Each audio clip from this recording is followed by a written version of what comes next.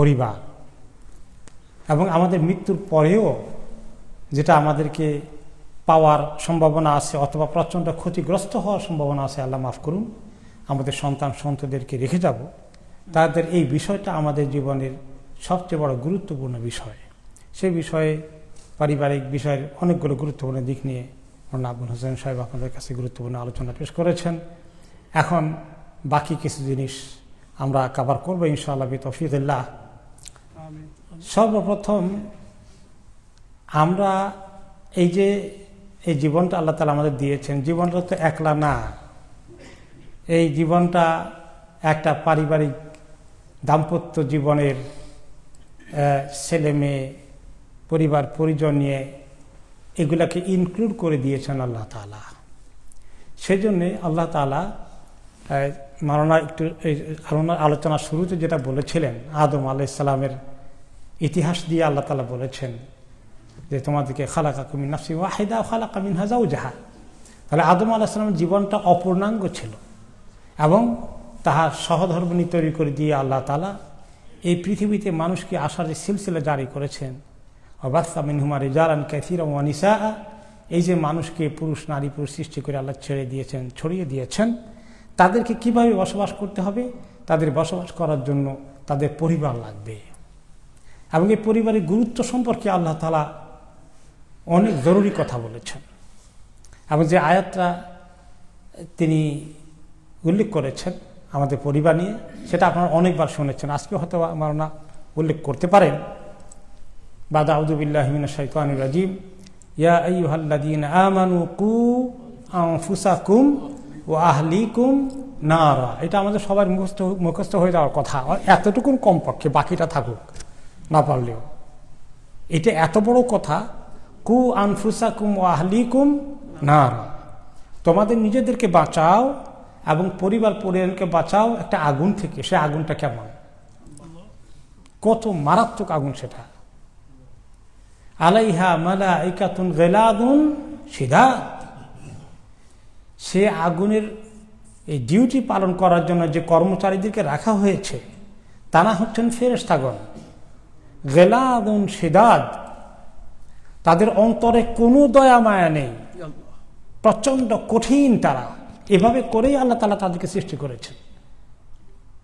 লা ইয়াসুনাল্লাহ মা আমারাহুম, কখনোই তারা আল্লাহর কোনো হুকুমকে লঙ্ঘন করে না।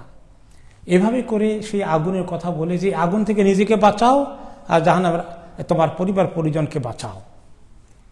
এই বাঁচানোর কাজটা যে আমাদের জীবনের ক নম্বর কাজ একটু বলি তো? 1 নম্বর কাজ। এই কাজের জন্য 1 নম্বর মুখে স্বীকার করি, বাস্তবে আমাদের দৈনন্দিন জীবনের কর্মসূচি দিনে 24 ঘন্টা কতক্ষণ আমাকে এবং আমার পরিবার পরিজনকে জাহান্নামের আগুন থেকে বাঁচানোর চিন্তা মাথায় আছে আর সেই পরিকল্পনা অনুযায়ী আমি কাজ করছি। দুনিয়াতে বাঁচতে হলে আমাদের ব্যবসা বাণিজ্য চাকরি বাকরি সংসারের অনেক কাজকর্ম রয়েছে, সেগুলোর পিছনে সময় দিতে হবে অবশ্যই। সেগুলো ইবাদত হয়ে যেতে পারে যদি এই জাহান্নামের আগুনের থেকে বাঁচার কাজটা আমাদের মাথায় ভালো করে ঢুকে এটাকে 1 নম্বর মনে করি, তাহলে বাকিগুলোকে 2 নম্বর 3 নম্বর 4 নম্বর মনে করলে ওগুলোও আল্লাহ তাআলা আমাদের নেক আমল হিসাবে কবুল করে ফেলবে। কিন্তু মুশকিল হয়ে গেল, গুরুত্বের দিক থেকে এটাকে মুখে স্বীকার করবে এটা 1 নম্বর, কিন্তু বাস্তবে এটা কয় নম্বরে যায়? এখানে বড় ফেল করেছি আমরা। আমাদেরকে শয়তান ভুলিয়ে দেয়, নফস ভুলিয়ে দেয়, দুনিয়ার অনেক আকর্ষণ চতুর্পাশে ঘুরে আমাদের। কারণ টাকা পয়সা যত বেশি হয় তত খালি ভালো লাগবে, তাই না? কে বলে যে বিরক্ত লাগে, এত টাকা আসে কেন? এরকম মানুষ দুনিয়াতে দেখছেন নাকি? কেউ বলবে না, যত আসে তত ভালো লাগে। আল্লাহ তাআলা কি বলেছেন? জামা মালাউ ওয়া আদাদা, খালি জমা করে আর গনে, আরো গণলো কিনা বাড়লো কিনা, অ্যাকাউন্ট খুলে দেখে এই মাসের স্টেটমেন্টে কি আসে, ও মাশাআল্লাহ, হ্যাঁ এরকম। আর কমে গেলে খারাপ লাগে, অনেক কমে গেল। তো এইটা তাহলে বোঝা গেল যে এই দিকের নজর বেশি, আমাদের এই দিকের পেরেশানি বেশি। এটা আমাদেরকে আনন্দিত করে, এটা আমাদের ক্ষতিগ্রস্ত করে। কারো মনে করেন বিজনেস লস হয়ে গেছে, অনেক এত কষ্ট পাবে, কিন্তু একটা ছেলে নষ্ট হয়ে গেলে এই 10টা বিজনেস হারানোর চেয়ে এটা অনেক বেশি ক্ষতি না, তাই না? যখন একদম চলে যায় তখন বুঝি, তখন অনেকেই বুঝে এবারে হুতাশ করছে কিন্তু যাওয়ার আগে কি করা দরকার ছিল সেটা খেয়াল করিনি। জাহান্নামের আগুন থেকে বাঁচার কাজটা কি নফল না মুস্তাহাব নাকি ফরজ? সুবহানাল্লাহ, এর চেয়ে বড় কোনো ফরজ কাজ আর আছে? কেমনে আগুনে জ্বলবো বলেন, কেমনে জ্বলবো? আল্লাহ তুমি মাফ করে দাও। আমিন। একটা দিন জ্বলার কোনো সুযোগ আছে যে কোন রকম আল্লাহ একদিন জ্বালাই আমাকে ছেড়ে দেখ? নাউযু বিল্লাহি মিন যালিক, আল্লাহুম্মা আজিরনা মিনান নার। আমিন। তো এই আগুনটা কত মারাত্মক, কোরআনে কারীমে কতবার কতভাবে আল্লাহ তাআলা ব্যাখ্যা করেছেন তার। সেই কাজটা করার জন্য আল্লাহ তাআলা আমাদেরকে সন্তানগুলো দিয়েছেন। তোমার ঘরে যে কয়টা দিলাম এগুলোকে সবগুলো থেকে জাহান্নাম থেকে বাঁচানোর জন্য তোমার আর তোমার স্ত্রীর দায়িত্ব। তাহলে আমাদের প্রত্যেককে মাথায় যদি ঢুকাতে পারি ওই কাজটা এক নম্বর। এখন আমরা যারা আছি, কেউ আছি দেশে কবে ফ্ল্যাট কিনবো, প্লট কিনবো, কত টাকা সেখানে আমার শুধু ইনভেস্ট করতে থাকবো, কেউ আছে এবার এখানে কত করব। দেশে যেগুলো করছি জীবনে এগুলো আর কিছু এনজয় করা যাবে? কপালে আছে কিছু? আর তারপরে মন খালি সুযোগ পাইলে কিনতে মনে চায়, তাই না? আর এখানে যেটা করছি এটা কয়দিন আপনি ভোগ করবেন? কয়দিন? আপনার আমার কত দিনের গ্যারান্টি আছে বলেন? সুবহানাল্লাহ। আমি যখন মরে যাব এটা কি আর তখন আমার থাকবে? সুবহানাল্লাহ। রাসূলুল্লাহ সাল্লাল্লাহু আলাইহি ওয়াসাল্লাম বলেন, ইয়াকুল ইবনু আদম মালি মালি। ইবনু আদম হিসাব করে, তার বলে তার কি কি অ্যাসেট আছে, মাল কি আছে, তার ধন দৌলত কি আছে, বাড়ি ঘর জায়গা জমি টাকা পয়সা ব্যাংক ব্যালেন্স, মালি মালি, এগুলো সব আমার টাকা, আমার বাড়ি, আমার জায়গা, আমার। তার তো শুধু ওইটা নিশ্চিত যেটা সে খেয়ে ফেলেছে, পরে ফেলেছে। যেটা আপনি খেয়ে ফেলছেন এটা আপনার মাল, এটা আর কেউ খাইতে পারবে না, আপনি খেয়ে শেষ করে দিয়েছেন। আপনি যে কাপড় গায়ে দিয়েছেন এটা আপনার কাপড়। যেটা এখনো কিনেননি, যেটা এখনো খাননি, সেটা আপনার যে কপালে আছে, যে কোনো সময় আল্লাহ নিয়ে যেতে পারে। আর যেটা সে আল্লাহ রাস্তায় দান করে দিয়েছে সেটাও তার নিশ্চিত। এছাড়া যতগুলো তার সামনে দেখা যায় এগুলো কিচ্ছু তার হওয়ার কোনো গ্যারান্টি নাই। সে মরে গেলে এগুলো তার না, মরে গেলে সঙ্গে সঙ্গেই সে বলে যাওয়া লাগবে না, তুমি মরে যাচ্ছি এগুলো সব তোমরা নিও, বলা লাগবে না। অটোমেটিক্যালি এগুলো মালিককে, ওয়ারিশগণ অটোমেটিক্যালি মালিক। তখন আপনার সম্পত্তি না, এগুলো তখন ছেলে মেয়ে ওয়ারিশ যারা তাদের হয়ে গেছে। কাজে এগুলো সব কিছুর তুলনায় নাম্বার 1 দিতে হবে পারিবারিক জিন্দেগি। তো পারিবারিক জিন্দেগির দুটো দিক আমাদের আছে, একটা হলো স্বামী স্ত্রী দাম্পত্য জীবন, একটা হলো সন্তান সন্ততির জীবন আমাদের হাতে আল্লাহ দিয়েছেন, তাদেরকে গড়ে তোলার কাজ। তো এই পরেরটা নির্ভর করে কোনটার উপরে? প্রথমটার উপর। প্রথমটা যদি ঠিক হয়ে যায় তাহলে পরেরটা ঠিক হবে। এই জন্য নিজের বিয়ে শাদী করার ক্ষেত্রে এবং নিজেদের ভিতরে দাম্পত্য জীবন ঠিক রাখার ক্ষেত্রে আমাদেরকে খেয়াল করতে হবে কোনটা, যে আমরা এইটা আমাদের পরবর্তী বংশধর সন্তান সন্ততির জন্য খুব বিশাল একটা ক্ষেত্র, পরিবেশ। ঘরটা একটা সুন্দর ঘর হবে। স্বামী স্ত্রীর দাম্পত্য জীবনকে একটু মধুর করা, কমপক্ষে ঝগড়া ফাসাদ, একজন আরেকজনের বিরুদ্ধে খুব অভিযোগ এবং চিল্লাচিল্লি, এই সমস্ত থেকে ঘরের পরিবেশটাকে সুন্দর করে নেওয়া আহালকে জাহান্নামের আগুন থেকে বাঁচানোর জন্য একটা জরুরি জিনিস। এটা একটা বড় কন্ডিশন। এই কন্ডিশনটা দেওয়ার জন্য আল্লাহ তাআলা বিয়ে শাদী দিয়েছেন। সেজন্যই তিনি মাওলানা ব্যাখ্যা করেছেন লিতাসকুনু ইলাইহা। এই যে দাম্পত্য জীবন দিলাম তোমাদেরকে, তোমরা সুকুন পাবে। সুকুন অর্থ কি? শান্তি এবং দুশ্চিন্তা থেকে অব্যাহতি, একটা সুস্থ স্বাভাবিক প্রশান্ত একটা পরিবেশ ঘরের মধ্যে তোমরা তৈরি করবে।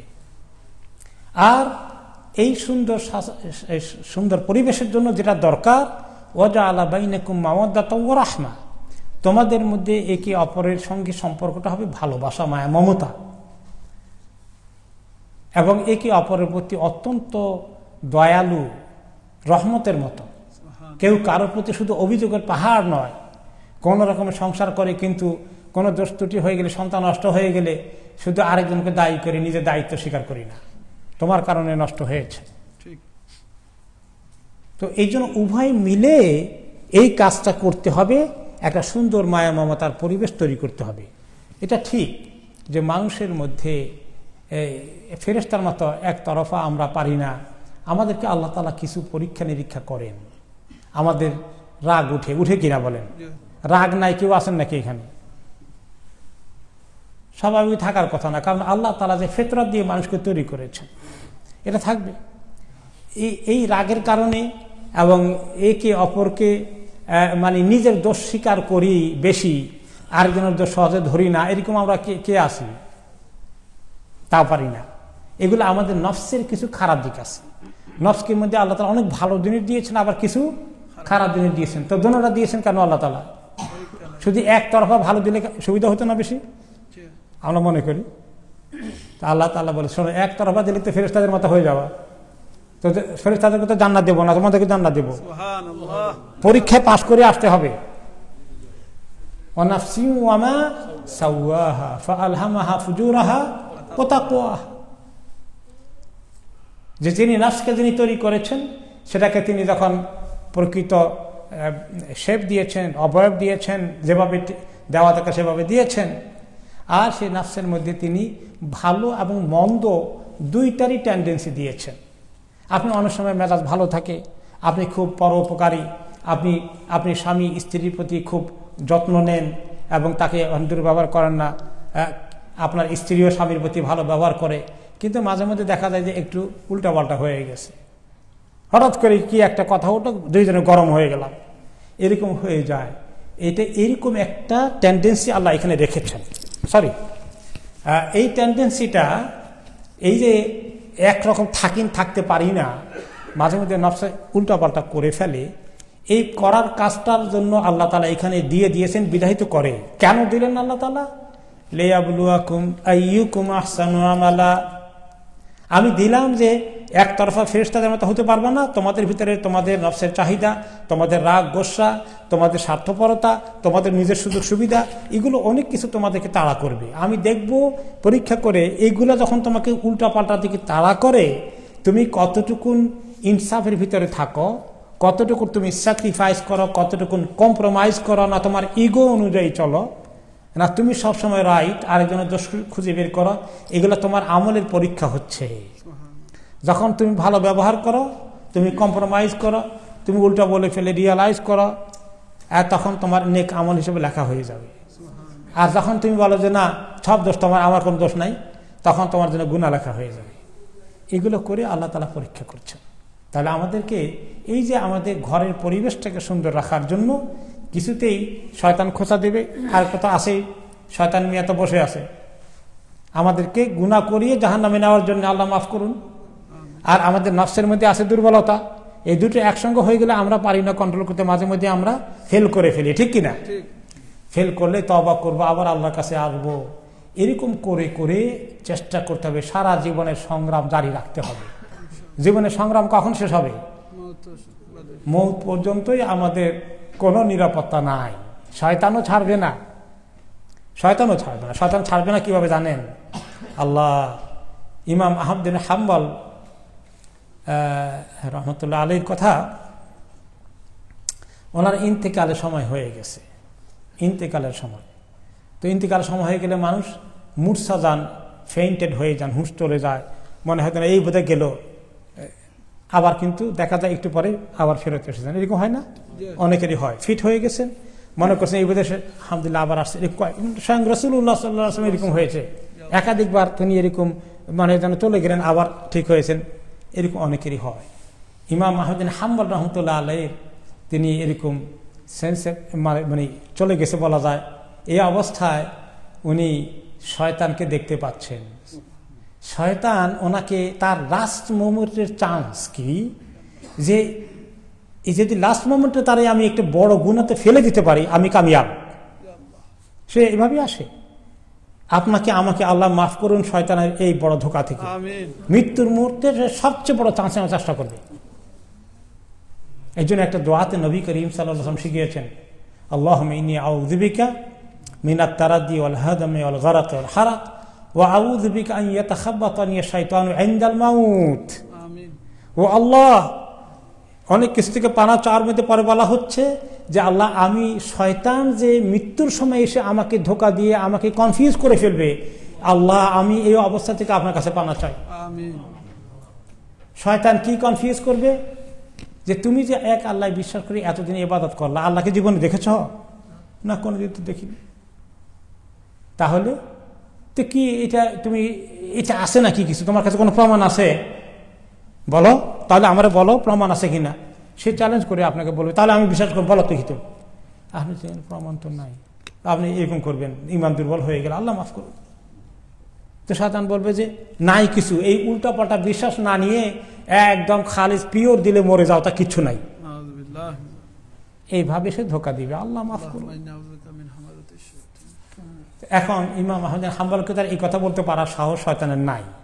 চিন্তা করলো যে তাকে কি দিয়ে আমি একটু হলে ধোঁকা দিতে পারি, কারণ সে তো এত মজবুত ইমানের অধিকারী, অন্যদের মতো তাকে পারবো না। তো এসে শয়তান আফসোস করে বলে যে আহমদ, আমি তোমাকে কিছু করতে পারলাম না,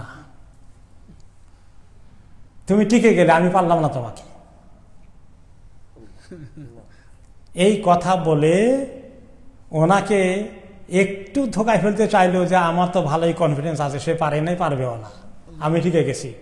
ওনার একটু বাহাদুরি চলে আসলো, কথার মধ্যে ফুটাই দিল যে তুমি এমন লেভেলে এসে গেছো যে তোমার আমি কিছু করতে পারি নাই। উনি যেই নিশ্চিন্ত হয়ে যাবে যে আমি একটা লেভেলে পৌঁছে গেছি, তাহলে ওনার বিশাল ক্ষতি হয়ে যাবে। ওনার আল্লাহর উপরে, আল্লাহর দয়ার উপরে, আল্লাহর ভিক্ষার উপরে টিকে থাকার যে ওনার এখনো দরকার, এটা উনি ভুলে যাবেন যে আমি মোটামুটি ঠিক আছি, আমার কনফিডেন্স হয়ে গেছে। শয়তান পারে নাই। দেখছেন এতটুকুন ধোঁকা দিয়ে ওনারে কোন রকমের দুর্বল করা যায় কিনা, যে ওনার নিজের উপরে কনফিডেন্স এসে গেছে, ওনার আল্লাহর আর ওনাকে টিকে রাখার দরকার নাই, এটা বলে ছেড়ে দিয়ে দেখি কিছু করা যায় কিনা। চিন্তা করছেন শয়তান কত গভীরভাবে চিন্তা করে। তখন এই কথা যখন তিনি শয়তান বলল, তিনি কি করলেন? যা তুই পারিস নি আমাকে, আমি খুব দেখাই দিছি তোকে, এরকম বলছেন? কারণ আমরা অত্যন্ত দুর্বল।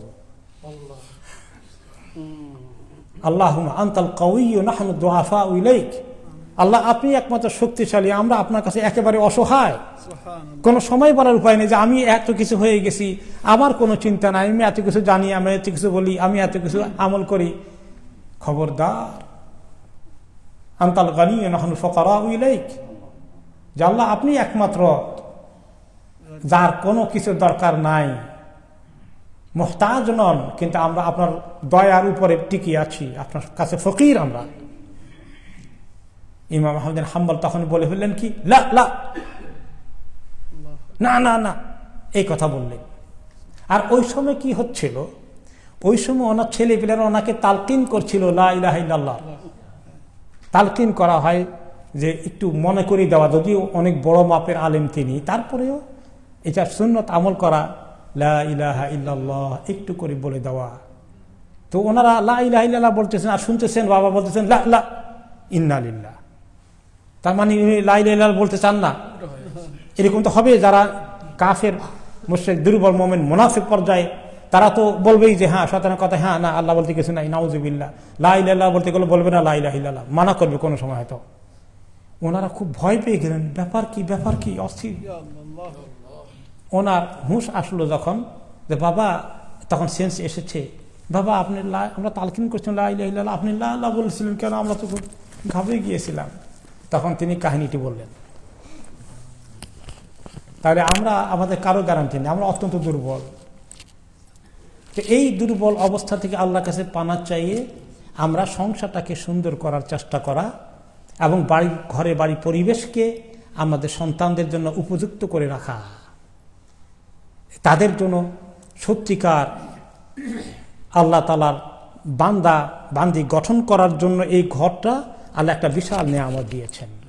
লিতাসকুনু ইলাইহা, এই ঘরকে তোমরা এই শান্তির পরিবেশ বানাবা, আর তারপরে এর মাধ্যমে কু আনফুসাকুম ও আহলিকুম নারার কাজটি করবে। তাহলে মা বাবার পক্ষ থেকে তাদের জীবনের এই যে সম্পর্ক, এর প্রভাব ছেলে মেয়ের উপরে পড়বে। একটু গোড়ার দিকে আসতে হয়, যে তাহলে কিরকম মা বাবা দরকার ছিল।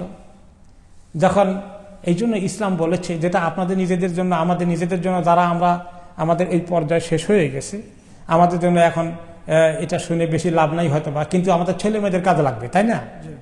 এই জন্য স্বামী বাছাই করার ক্ষেত্রে, পছন্দ করার ক্ষেত্রে, স্ত্রী পছন্দ করার ক্ষেত্রে কি সুন্দর ক্রাইটেরিয়া দেওয়া হয়েছে, তাই না? আল্লাহ তাআলা যেটা আমাদের ছেলে মেয়েদের জন্য কাজে লাগবে, আমরা যখন তাদের দায়িত্ব পালন করব, তিনি কেমন স্ত্রী বিয়ে করতে বলেছেন। তুনকাহুল মার আলী আরবা, এই হাদিস বলছেন নাকি আজকে মাওলানা? এসে গেছে, রাইট। তো সেখানে যদি তাহলে রিপিট করি না, তাহলে সেখানে কোনটা গুরুত্ব দেওয়া হয়েছে? দিনকে। একটু ব্যাখ্যায় যেটা বলি সেটা কি, যে আপনি শুধু মা সন্তান, আপনি শুধু আপনার স্ত্রী বিয়ে করছেন না, মাইন্ডে থাকবে কি সন্তানের মা বিয়ে করছি, নাতি নাতিনের দাদি নানি বিয়ে করছি, বহু দূর পর্যন্ত আপনার টার্গেট আছে। এখন কেউ অনেক সময় যে সো-কল এ লাভ করে, সো-কল ভালোবাসা বাসে, তাই না? কি দেখছে, কি একটা দেখছে, এত পছন্দ হয়ে গেছে, ওইটা এমন ঢুকছে ভিতরে, এখন ভালো মন্দ আর বুঝতে কিছু নাই। তাহলে ওই একটা দেখে দৌড় দেওয়া, ওইটার জন্য মজনুন হয়ে যাওয়া, আর বাকিগুলো সব মিস করে ফেলে, তাহলে ক্ষতিগ্রস্ত। আর এই ভালো বুনিয়াদ দিন, এটার ধারা বহুদূর পর্যন্ত কাজ করে। এই জন্য এক্সাম্পল এসেছে, ওমর ইবনে খাত্তাব রাদিয়াল্লাহু আনহু বিয়ে করলে তার ছেলেকে কোন মেয়েকে দিয়ে, এটা আজকে আসছেনি আপনার আলোচনা আসেনি, তাহলে রিপিট করি না, সেটা বলি। যখন ওমর রাদিয়াল্লাহু আনহু খলিফা, তিনি ঘুরে ঘুরে দেখেন, রাতে ঘুমান না, মানুষের কোন অবস্থায় আছেন, দুরবস্থা, কি কষ্টে আছেন। হ্যাঁ, চলতে চলতে কাহিনী শুনেছেন আপনারা।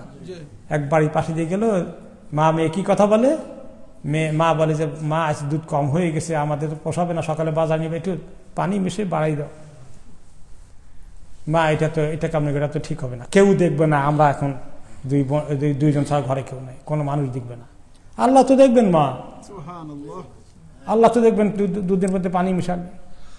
মা আর কোনো কথা বলতে লজ্জা পেয়ে গেলেন, বললেন না। ওই সময় ওমর রাদিয়াল্লাহু আনহু ক্রস করছিলেন, এবং তাদের মা মেয়ের কথা শুনে তিনি দাগ দিয়ে রাখলেন। পরের দিন লোক পাঠালেন, খবর নাও তো এই বাড়ির অবস্থা কি, এই মেয়েটার বয়স কত, যে মেয়েটা মাকে এরকম একটা লেসন দিতে পারলো। খবর নিল যে মেয়েটা মোটামুটি বিয়ের উপযুক্ত, নিজের ছেলের জন্য এই পাত্রী ঠিক করে ফেললেন। সেই পাত্রীর নাতি হচ্ছেন ওমর ইবনে আব্দুল আজিজ রাহিমাহুল্লাহ। কোথায় গিয়ে ঠেকেছে দেখছেন?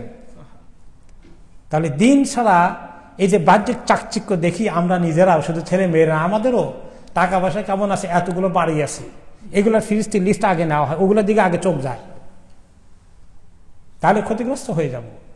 ফাযফার বিদাতিদ দিন তারবাতিয়া দাগ, আগে দিনদারি যদি দেখো তুমি, তাহলে তুমি কামিয়াব হবে। আর এটাকে যদি 2 নম্বরে, 3 নম্বরে, 5 নম্বরে রাখো, তাহলে তোমার বোঝাই গেছে কিসমতে ভালো কিছু নেই। ঠিক তেমনি ছেলে পছন্দ করবে নিজের আপনার মেয়ের জন্য, সেখানেও কি এই হাদিসটা বলছেন নাকি আজকে মাওলানা, ইদা আতাকুম মান তারদাউনা দীনাহু খুলুকাহু। আচ্ছা, এটা শুনছেন আপনারা, তবু বলি,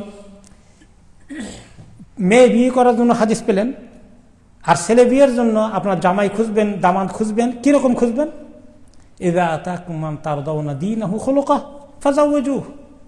তোমাদের কাছে যখন প্রস্তাব আসে এমন ছেলের, যে ছেলেটা মোটামুটি দিনদারি ভালো, আচার ব্যবহার, আখলাক, চরিত্র ভালো, তাহলে ফাযাওয়িজুহু, তাড়াতাড়ি বিয়ে দিয়ে ফেলো, আর দেরি করো না।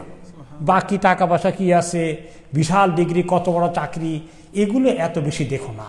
1 নম্বর কোনটা? দিন, আখলাক, এটা আগে দেখো। সত্যি করে বলেন, আমাদের সমাজে এইটা আগে দেখে? বিশাল তার টাকা পয়সার বহর আছে, অথবা অনেক বড় কিছু, তার বিশাল চাকরি আছে, অনেক বড় ডিগ্রি আছে, কিন্তু দিন কোনো নেই, দিনের কোনো খবর নেই। সেটা দেখে দিন একটু, কিন্তু এটা 2 নম্বর না, 5 নম্বর না, 10 নম্বর, আল্লাহ ভালো জানে। আগে অন্যগুলো তা যদি না করো, তাহলে ফিতনা ফাসাদে জমিন ভরে যাবে। তাহলে এইভাবে, এই জন্য আপনার আমার দাম্পত্য জীবনে দরকার ছিল, হয়তো আমরা অনেকেই মিস করেছি, তারপরেও ছেলে মেয়ের জন্য মাইনে রাখতে হবে। এই দুইজনকে সুন্দর দিনদার দিয়ে ঘর তৈরি করলে সেই ঘর থেকেই জান্নাতে যাওয়ার বাচ্চাগুলো পয়দা হবে, সেই ঘর থেকে বাচ্চাগুলোকে আল্লাহ জাহান্নাম থেকে বাঁচাবে।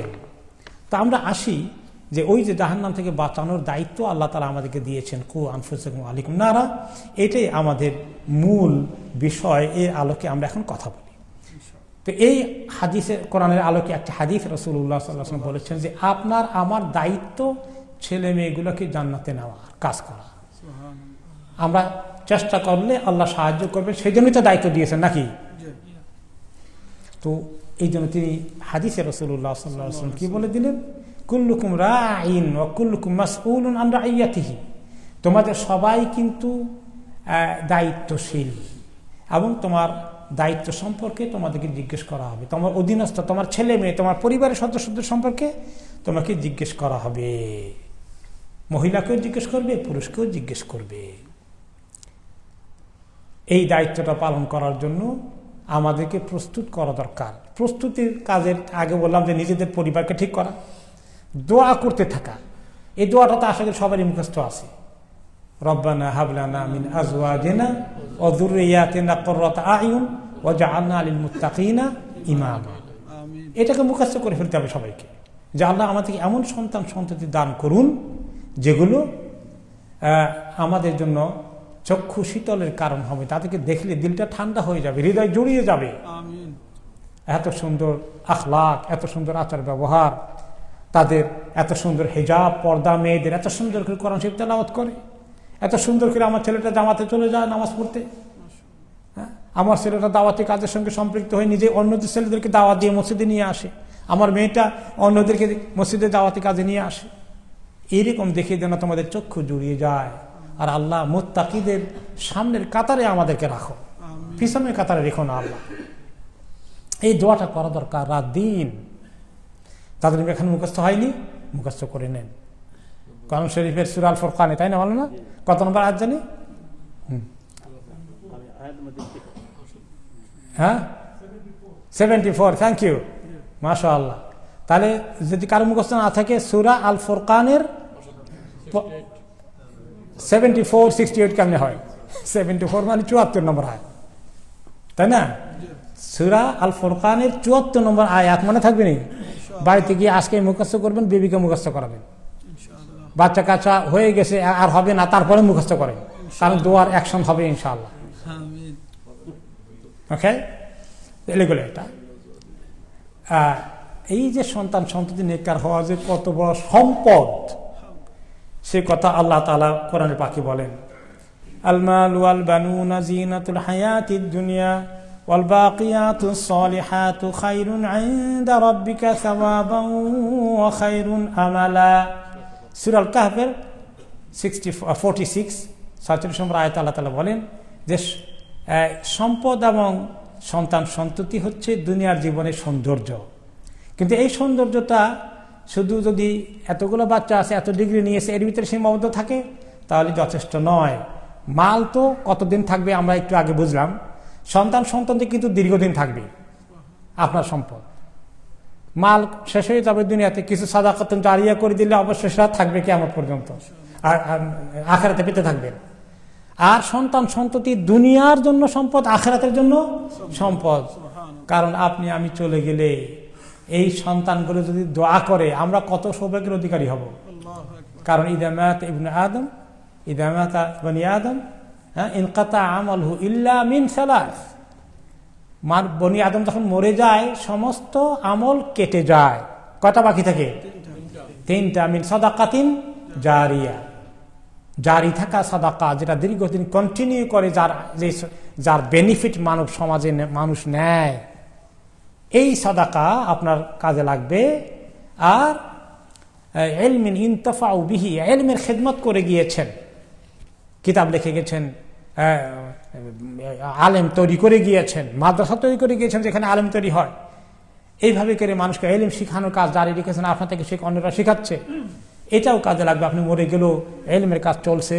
ইমাম বুখারী রাহমাতুল্লাহ আলাইহি, ইমাম ইবনে কাসির, এই যে লিখে গিয়েছেন, কত লোক পড়ে? পৃথিবীতে এক এক দিন সহিহ বুখারী কতজনে পড়ে?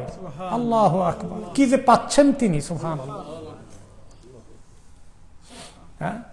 তারপরে ওয়ালাদিন সালিহিন ইয়াদউ লাহু, নেক সন্তান রেখে যাবে যাকে নিয়ে তিনি যিনি দোয়া করবেন।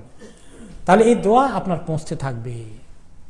আমি গতকালকে জুমাতে বলছিলাম যে দোয়া দেখতে পাবেন আপনি কবরে শুয়ে, জান্নাতে গেলেও দেখবেন আপনার লেভেল কোথায় ছিল, আমলের কোথায় উঠেছে। আপনি বলছেন যে আল্লাহ আমি তো ওই আমল ওইখানে রেখে এসেছি, এত বাড়লো কেমনে? তখন জবাব আসবে বিস্তিগফারি ওয়ালাদিক লাক, তোমার সন্তান যে তুমি চলে আসার পরে অনেক দোয়া করেছিল, তাও সন্তানটা নেককার হলে দোয়া বেশি কবুল হয়। আর ওয়ালাদিন সালিহিন ইয়াদউ লাহু, শুধু ওয়ালাদ বলে না, কি বলেছে? সালেহ। সালেহ মানে কি? নেককার সন্তান। নেককার সন্তানের টার্গেট কে কে আছে? আমরা হয়তো প্ল্যান করি আমার ছেলে আছে 3 জন, বাড়িতে কেবল একটা কিনলাম, তো আরো 2টা কিনা, তো সবাইকে একটা করে দিয়ে যাবো, আলহামদুলিল্লাহ ভালো কথা। তো কিন্তু এই বাড়ি দেওয়ার তুলনায় যদি দিতে পারেন ভালো, কোনো দোষের কিছু নাই, কিন্তু এর চেয়ে বেশি দরকার কোনটা? তাদের এলেম, দিন, ঈমান, পাক্কা মুসলিম বানিয়ে গেলে ওই ছেলের যেমন কাজে লাগবে আপনারও কাজে লাগবে অনেক বেশি। ওইদিকে নজর দেওয়া দরকার, এটা জীবনের প্রায়োরিটি। আমাদের সময় নাই। আমরা যদি এখন মনে করেন, এক্সাম্পল দিয়ে মাইন্ড করবেন না, কেউ মিনিকাপ ড্রাইভিং করে ফর এক্সাম্পল, একটা এক্সাম্পল দিলাম আর কি। এখন উনি যদি মানে 8 ঘন্টা জায়গায় 10 ঘন্টা, 10 ঘন্টা জায়গায় 12 ঘন্টা, 15 ঘন্টা কাজ করলে টাকা আরো বেশি আসে, তাই না? একটা এক্সাম্পল দিলাম ভাই, মাইন্ড করবেন না আপনারা, এই যে একটা সুবিধার জন্য এক্সাম্পল দিলাম। এখন উনি যদি বলেন যে 8 ঘন্টা করলে তো এত হয়, 15 ঘন্টা করলে ডবল হয়ে যায়, খালি টাকাই জমায়, তো ছেলেবেলেকে সময় দিতে পারবে? তাদেরকে নিয়ে মুক্তি বানাওয়া, মসজিদে না জামাতে নিয়ে যাওয়া, এগুলো করতে পারবে? কিছু পারবে, কারণ টায়ার্ড হয়ে ঘরে গিয়ে কোনো রকম ঘুম খাওয়া, আবার বাইরে আসে। তিনি ক্ষতিগ্রস্ত হলেন না লাভবান হলেন? টাকা তো বেশি গুনেছেন। তো ওয়ালাদিন সালিহিন তৈরি করে যাওয়ার কাজ করে যেতে হবে, তাহলে বিশাল সবচেয়ে বড় সম্পদের অধিকারী হয়ে গেলাম আমরা। ওয়ালাদিন সালিহ না থাকলে অনেক টাকা আছে, আমরা মহা ক্ষতিগ্রস্ত হয়ে গেলাম। তো কিন্তু আসলে আল্লাহ তাআলা বলেছেন ইন্নামা আমওয়ালুকুম ওয়া আওলাদুকুম ফিতনা, এটা বড় পরীক্ষা। আমি জানি মালের মধ্যে মজা দিয়ে দিছি, এইটা ফিতনা। আর সন্তান সন্ততিও ফিতনা। কারণ কি? তুমি দেখবা সন্তানের ডিগ্রি কত বড় নিল, কত টাকা উপার্জন করলো, ওই দিকে তোমার নজর, টাকা বেশি নজর, সন্তানকে সেদিকে ঠেলে দিলা, কিন্তু দিনদার বানানোর চিন্তা কম ছিল, তুমি ফিতনায় পড়ে গেলে।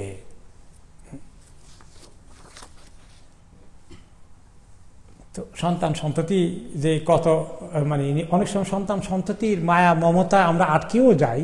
আর এদের জন্য কি রেখে যাব, এদের জন্য দুনিয়াবি চিন্তা কি, এদেরকে খাওয়াবো কি, এগুলো তো ভালো চিন্তা। এগুলো বড় চিন্তা কোনটা? জাহান্নামের আগুন থেকে কেমনে বাঁচাবো। তো যারা জাহান্নামের আগুন থেকে বাঁচাই না, তাদের চিন্তা হলো কি যে কেমনে টাকা পয়সা বেশি করে দিয়ে যাব তাদেরকে। তো এই জন্য ওমর ইবনে খাত্তাব রাদিয়াল্লাহু আনহুর সঙ্গে দেখা হলো হুযায়ফা রাদিয়াল্লাহু আনহু। হুযায়ফা রাদিয়াল্লাহু আনহুকে চিনছেন? উনি হলেন নবী করিম সাল্লাল্লাহু আলাইহি ওয়াসাল্লামের প্রাইভেট সেক্রেটারি। গোপন তথ্যগুলো ওনার কাছে আছে, মুনাফিকদের লিস্ট ওনার কাছে আছে। আর আবু বকর ওমর রাদিয়াল্লাহু আনহু জানেন না, উনি জানেন শুধু, ওনাকে বলা আছে কাউকে বলতে পারবে না। এই জন্য ওমর রাদিয়াল্লাহু আনহু অনুরোধ করে বলে, হুযায়ফা আল্লাহর রাস্তায় একটু বলো, সাথে এই কথাটা বলে, আমার নাম কি মুনাফিকের লিস্টে আছে কিনা। ইন্না লিল্লাহি, দেখছেন? আর আমাদের ইমানের কনফিডেন্স কত লেভেলে গেছে, লা হাওলা ওয়ালা কুওয়াতা ইল্লা বিল্লাহ। যে হুযায়ফাকে দেখা হলো একদিন, ওমর রাদিয়াল্লাহু আনহু জিজ্ঞেস করলেন, কাইফা আসবাহতা ইয়া হুযায়ফা, হুযায়ফা কেমন আছো, আজকে সকাল তোমার কেমন হলো? তিনি কি বলেন দেখছেন, আসবাহতু উহিব্বুল ফিতনা ওয়া আকরাহুল হক। কি বলবো, আমি তো আমার কথা, আমাকে ফিতনা বেশি পছন্দ করি, আর হককে ঘৃণা করি, হককে অপছন্দ করি। এটা কি কথা? এত বড় সাহাবী কয় ফিতনা পছন্দ করি আর হককে ঘৃণা করি। ফাকাল ওমর মা হাদা, কি আশ্চর্য কথা, কি বলো তুমি এটা? ফাকালা উহিব্বু ওয়ালাদি, আমার বাচ্চা দেখলে এত মায়া লাগে, ওদের পেছনে সময় দিতে, মানে মায়া মমতা, তারা আমার আকর্ষণ সৃষ্টি করে ফেলে। তাদের সঙ্গে সময় খেলাধুলা করতে খুব ভালো লাগে, এবং এদের জন্য কি করে যাব না যাবে এগুলো চিন্তা মাথার মধ্যে আসে। এটা ফিতনা হয়ে গেল। তো আল্লাহ যে বলছেন ফিতনা, ইন্নামা আমওয়ালুকুম আওলাদুকুম ফিতনা, ঠিকই ফিতনা। ওদের মায়া বেশি আটকেই ফেলে দেখি আমাকে মাঝে মধ্যে। ওয়া আকরাহুল মাউত, আর মরণের কথা হলে কেমন জানি ভয় আসে, মৃত্যুকে অপছন্দ করি। তার মানে স্বাভাবিকভাবে মৃত্যুর জন্য তো আমি এখনো পর্যন্ত তৈরি হন, মানে দুনিয়া বেঁচে থাকবো, দুনিয়ার হিসাব নিকাশ শুরু হয়ে যায়। তো এই কথা তিনি বললেন, এটা একটা এক্সাম্পল যে এই ফিতনা, সন্তান ফিতনা হবে কেমন। আল্লাহ যে বললেন তোমাদের সন্তান ফিতনা, কারণ ফিতনার কারণে অনেক যারা টাকা পয়সা আছে আমাদের দান দক্ষিণা বেশি করি না। কারণ কি, যে বেশি দিয়ে ফেললে আমার পোলাপানের টাকা কমে যাবে, খালি এই চিন্তা মাথায় আসে। ফিতনার কারণে মানুষ এই সন্তান সন্ততির কথা মনে করে মানুষ যুদ্ধ জিহাদে যায় নাই তখন, তাই না? তো এইভাবে তিনি বলেছেন, এই জন্য সন্তান সন্ততিকে ওগুলো দেওয়ার তুলনায় যেটা বেশি দিতে হবে সেই কথা একটা হাদিসে রাসূলুল্লাহ সাল্লাল্লাহু আলাইহি ওয়াসাল্লাম বলেন, মা নাহালা ওয়ালিদুন ওয়ালাদান মিন নাহলিন আফদালা মিন আদাবিন হাসান। উত্তম তালিম, তারবিয়ত, আদব শেখানোর তুলনায় কোন পিতা মাতা সন্তানকে এর চেয়ে বড় কোনো সম্পদ দিতে পারে না। সুবহানাল্লাহ। সবচেয়ে বড় সম্পদ কোনটা? তাদের দিনই তারবিয়ত, তালিম, আখলাক, এগুলো গঠন করার কাজ। এবং এই গঠনগুলোর কাজের জন্য আমাদেরকে যে প্রক্রিয়া দেওয়া হয়েছে, আমাদেরকে যে ফর্মুলা দেওয়া হয়েছে, যে তাদেরকে 7 বছর বয়সে নামাজ পড়তে পারে এরকম তৈরি করে ফেলা, ঠিক না? তাহলে তা কত বছর আগে থেকে নামাজের এবং সূরা কেরাতের কথা আরো আগে থেকে শুরু করতে হবে। হ্যাঁ, 3, 4, 5, 6 বছর থেকে এগুলো হতে হতে 7 বছরে সে নামাজের যা কিছু পড়া দরকার রেডি হয়ে গেছে, ঠিক কিনা? এই কাজ আমরা সবাই নিশ্চিত করছি, এটা খেয়াল করতে হবে। তারপরে প্রোগ্রাম থাকলো কি, এরপরে থাকবে যে 10 বছর বয়স হয়ে গেলে তাদেরকে নামাজ অবশ্যই পড়বে, আর তরক করবে না। এটা আমাদের কার কার আছে যে ছেলেমেয়েরা 10, 11, 12 হয়ে গেছে, সবাই 5 ওয়াক্ত নামাজ পড়ে, এটাকে নিশ্চিত করতে হবে। তারপরে থাকবে কি, যে নামাজ পড়তে গেলে এখন পড়ে না, এখন সেই জন্য কিছু আবার খেয়াল আছে আরেকটা, যে 10 বছর বয়সে বিছানা আলাদা করে দিতে হবে। একই বিছানায় ছেলে মেয়ে, এমনকি 2 ছেলে 2 মেয়েও এক বিছানায় ঘুমাবে না। বলে আমাদের যেখানে বেডরুমের যে দুরবস্থা, টানাটানি, তাহলে কম পক্ষে যদি 2 জন এক বেডে ঘুমায়, সুবিধা হলে ডবল বেড না করে সিঙ্গেল বেড, প্রয়োজন হলে উপরের দিকে উঠে কি বলে বাং বেড, প্রত্যেকে আলাদা আলাদা বিছানা। এইটা একটা জরুরি কথা, হাদিসের কথা, বিশাল বিজ্ঞান এখানে আছে। আর যদি কোনো কারণে ডবল বেডে শোয় তাহলে 2টা আলাদা ল্যাপ, কম্বল আলাদা থাকবে। এক ল্যাপের ভিতরে তারা ঘুমাবে না 2 জন, শয়তান তাদেরকে ধোঁকা দিবে। এরপরে বাচ্চাদেরকে কি করতে হবে, তালিম দেওয়ার ক্ষেত্রে, তারবিয়ত দেওয়ার ক্ষেত্রে ওমর ইবনে আব্দুল আজিজ রহমতুল্লাহর দিকে আবার আসে। তিনি খলিফা হয়ে গেছেন, বিরাট দায়িত্ব। আর তার আগে তিনি মদিনার গভর্নর ছিলেন, তখনও বিরাট দায়িত্ব। এত সময় দিতে পারেন না, কারণ অনেক দায়িত্ব পালন করতে ওমর ইবনে আব্দুল আজিজ। তিনি তার সন্তানের জন্য প্রাইভেট টিউটর রাখলেন। তিনি প্রাইভেট টিউটরকে লিখলেন, কাতাবা ওমর ইবনে আব্দুল আজিজ ইলা মুআদ্দিবি ওয়ালাদিহি। তার সন্তানের কাছে তার সন্তানের তালিম কেমনে দেবে তিনি একটা সার্কুলার বা চিঠির মতো করে লিখিত দিলেন তার টিচারের কাছে। বললেন কি, লিয়াকুন আউয়াল মা ইয়াতাকিদুনা মিন আদবিকা বগদাল মালাহি। তোমার প্রথম কাজ হবে তালিম দিবা যে গান বাজনা, আনন্দ ফুর্তি, এগুলোর দিকে তার মন যেন বেশি না যায়, এগুলোর ব্যাপারে তার বেশি আকর্ষণকে তুমি কমিয়ে দিবা। ফুর্তি করা, আনন্দ করা, নাচ গান, গান বাজনা, এগুলোর দিকে যেন তার মন না ঝুঁকে, এইটার তারবিয়ত প্রথম দিবা। আল্লাতী বাদউহা মিনাশ শাইতান, গান বাজনা ফুর্তি এগুলো শুরু হয় শয়তান থেকে। ও আকিবাতুহা সাখাতুর রহমান, এগুলোর মধ্যে যারা ডুবে থাকে তারা আল্লাহর রাগ গোসায় নিপতিত হয়। ফাইন্নাহু বালাগানি মিনাস সিকাত মিন আহলিল ইলম, আমি আমাদের পূর্বপুরুষ যারা তাবেঈন ছিলেন, সাহাবায়ে কেরাম ছিলেন, তাদের থেকে শুনেছি, আন্না সাউতুল মাআজিফি ওয়া ইসতিমাউল আগানি, গান বাজনার আওয়াজ এবং গান শুনতে থাকা, ওয়াল্লাহজু বিহা, এগুলোর দ্বারা আন্দোলিত হওয়া, উত্তেলিত হওয়া, ইয়ামবুতুন নিফাকা ফিল কলব, এগুলো অন্তরে মুনাফিকি তৈরি করে দেয়। কামা গাছপালা জন্মায়, অন্তরের মধ্যে গান ঢুকলে এখান থেকে কি জন্মায়? মুনাফিকি, মানে ইমান দুর্বল হওয়া শুরু হয়। এরপরে ইসলাম গুরুত্ব দিয়েছে আল হায়া ও শুবাতুম মিনাল ঈমান, ছেলে মেয়েদের অন্তরে ঈমানকে ধরে রাখতে হবে। ঈমান ধরে রাখার জন্য হায়া ছাড়া ঈমান থাকবে না। আর একটি হাদিসে এসেছে হায়া শরম আর ঈমান এক জোড়া, যেমন কারনানি, দুইটা শিং। গরু ছাগলের যদি একটা শিং ধরে টান দেয় আরেকটা আসবে অটোমেটিক্যালি। তো একটা হলো ঈমান আর একটা হলো হায়া শরম উঠে যাওয়ার জন্য অনেক কিছু এই সমস্ত দেশে আছে, ঠিক কিনা? অনেক কিছু আছে। এখন এই শরম উঠার জন্য এখানে আমাদের সমাজে, কোন সমাজে আমরা বসবাস করছি? আমাকে একটু সময় বাড়িয়ে দিতে হবে, নাহলে হক আদায় হবে না। আমি জুমায় বলছিলাম যে এখানে কিছু বলবো। শরমের দেশে আছি আমরা, না শরম উঠে যাওয়ার দেশে আছি? শরম উঠে যাওয়ার দেশে। যারা সমাজ চিন্তাবিদরা বলেছেন যে যারা ইমিগ্রান্ট হয়, এক দেশ থেকে আরেক দেশে যায়, তাদের 3টা জেনারেশনের এক্সাম্পল দিয়েছেন। প্রথম জেনারেশন যারা এসেছিলেন, ফার্স্ট জেনারেশন কে কে আছেন? হাত তোলেন দেখি। আমিও তাদের মধ্যে। হ্যাঁ, কম আছেন। প্রথম যারা, আপনি প্রথম আসছেন, আপনার বাবা আসেন নাই, দাদা আসেন, আপনি আসছেন, কে যে হাত তোলেন। এটা এখন উঠছে, আগে বুঝেন না, বুঝছি এবার। আচ্ছা, যে প্রথম জেনারেশন যখন আসে বিদেশে, নিজের ভূমি ছেড়ে অন্য দেশে ভাষায় আসে, তখন সে প্রথম মিস করে তার কালচার, মাতৃভূমির কালচার, অনেক কিছু। আহারে শীতের পিঠা কত মজা, খাওয়া যায় নাকি? কই পাই? এরকম মৌসুমে কত কিছু আমাদের দেশের জাতীয়, আমাদের বিয়া শাদী, এতে আত্মীয়তা, সামাজিকতা, কত কিছু আছে, সব মিস করতেছি। এখানে আলাদা আলাদা খুপড়ির মধ্যে আছি, এটা মিস করে। দ্বিতীয় জেনারেশন মিস করে ল্যাঙ্গুয়েজ, ভাষা। আমাদের ছেলেপেলেরা যতই চেষ্টা করছি বাংলা শিখতে পারে, তারা সবাই এখন বাংলা বললে বুঝিও না, তারা এখন আছে ইংলিশে কথাবার্তা বলবে।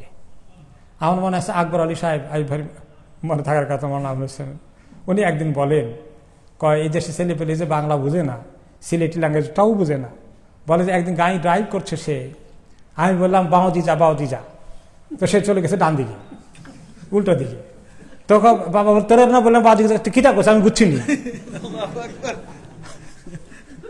ওরা বুঝে না। তাহলে ভাষা তারা লুজ করে সেকেন্ড জেনারেশন। সমাজ বিজ্ঞানীদের দৃষ্টিতে 3 নম্বর জেনারেশন যারা নাতিপুতি, তারা লুজ করে রিলিজিয়ান। এটা হলো জেনারেলি সব ধর্মের লোকদের ব্যাপারে সমাজ বিজ্ঞানীরা গবেষণা করে এই 3টা রেজাল্ট পেয়েছে। এখন প্রথমটা তো ঠিকই, আমরা কালচার মিস করলাম, অনেক কিছু খাওয়া দাওয়া থেকে শুরু করে অনেক রকমের, আমাদের কত রকমের গ্রামীণ জীবনের অনেক কিছু মিস করছি, আফসোস করি মাঝে মধ্যে। 2 নম্বরে আমাদের জেনারেশন যে মিস করতেছে ভাষা, এতে কোনো সন্দেহ আছে আপনাদের? 3 নম্বরটা যে মিস হবে না, 2টা তো মিস হয়ে গেল, 3 নম্বরটা গ্যারান্টি কোথায় পেলাম? সেটার গ্যারান্টির জন্য এত কথাবার্তা, সেটা গ্যারান্টির জন্য আজকে প্রোগ্রাম করা হচ্ছে যে এত সহজ নয়, এটাকে অনেক জোর করে ধরে রাখতে হবে। কত জোর করে ধরে রাখতে হবে? তারপরে এখন আসেন, যে সমাজে আপনি আছেন, আপনি চিন্তা করেন আপনার আমার জীবনের কথা। আমি এক্সাম্পল দেই যে আমাদের যখন ছোটকালে বড় হয়েছি, আমরা শৈশব থেকে কৈশোরে গেছি, কৈশোর থেকে যৌবনে গিয়েছি, তখন আমাদের বয়সের ছেলেপেলেরা যদি কোনো অন্যায় কাজকর্মের দিকে পা বাড়াতে চায়, এত সহজ ছিল না, খুব কঠিন। সব দিকে মানুষ চোখে চোখে রাখে, আত্মীয় স্বজন কেউ যদি উল্টাপাল্টা করতে চায় তাও সুযোগ পাওয়া যায় না। কিন্তু এদেশে এরকম আছে না, ওপেন সব। স্কুল কলেজ ইউনিভার্সিটিতে কোন লেভেলে আছে, কিভাবে সমস্ত কিছু খুলে দেওয়া আছে। আমি এবার কয়েকটি এক্সাম্পল দেব। আমি একবার এক জায়গায় লন্ডনের বাইরে একটা, সেদিন বোধ আমি কবে বলেছিলাম, জুমায় বোধ বলেছিলাম কিনা, আমি কথাগুলো আজকে অন্যান্য জায়গায় যাবে ইনশাআল্লাহ মিডিয়ার মাধ্যমে। একটা টক দিলাম মুরব্বীদের জন্য বাংলায়, লন্ডনের বাইরে একটি শহরে।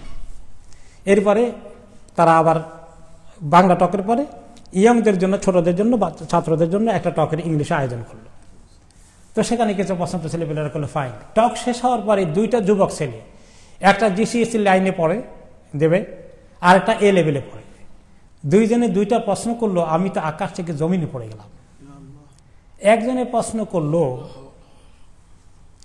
যে there is no evidence in the science about existence of the God. মুসলিম বাচ্চা, মা বাবা মুসলিম, সেই ইসলামীটাও আসছে মা বাবার সাথে, বাংলাদেশি, যে আমি তো সায়েন্সে লেখাপড়া করে দেখলাম, আমার টিচারের সহ আলোচনা হলো যে গড, আল্লাহর অস্তিত্বের ব্যাপারে বিজ্ঞানের কোনো প্রমাণ নাই, বিজ্ঞান তারা কিছুই প্রমাণিত হয় না। 2 নম্বরটা প্রশ্ন করলো আরো বড় মুসিবতের কথা, why Islam doesn't allow homosexuality. ইসলাম এরকম যে যৌনাচার, হ্যাঁ, এই যে অন্যায়, যে সমকামিতা, ইসলাম এটা পছন্দ করে না কেন, ইসলাম এটা অ্যালাউ করে না কেন?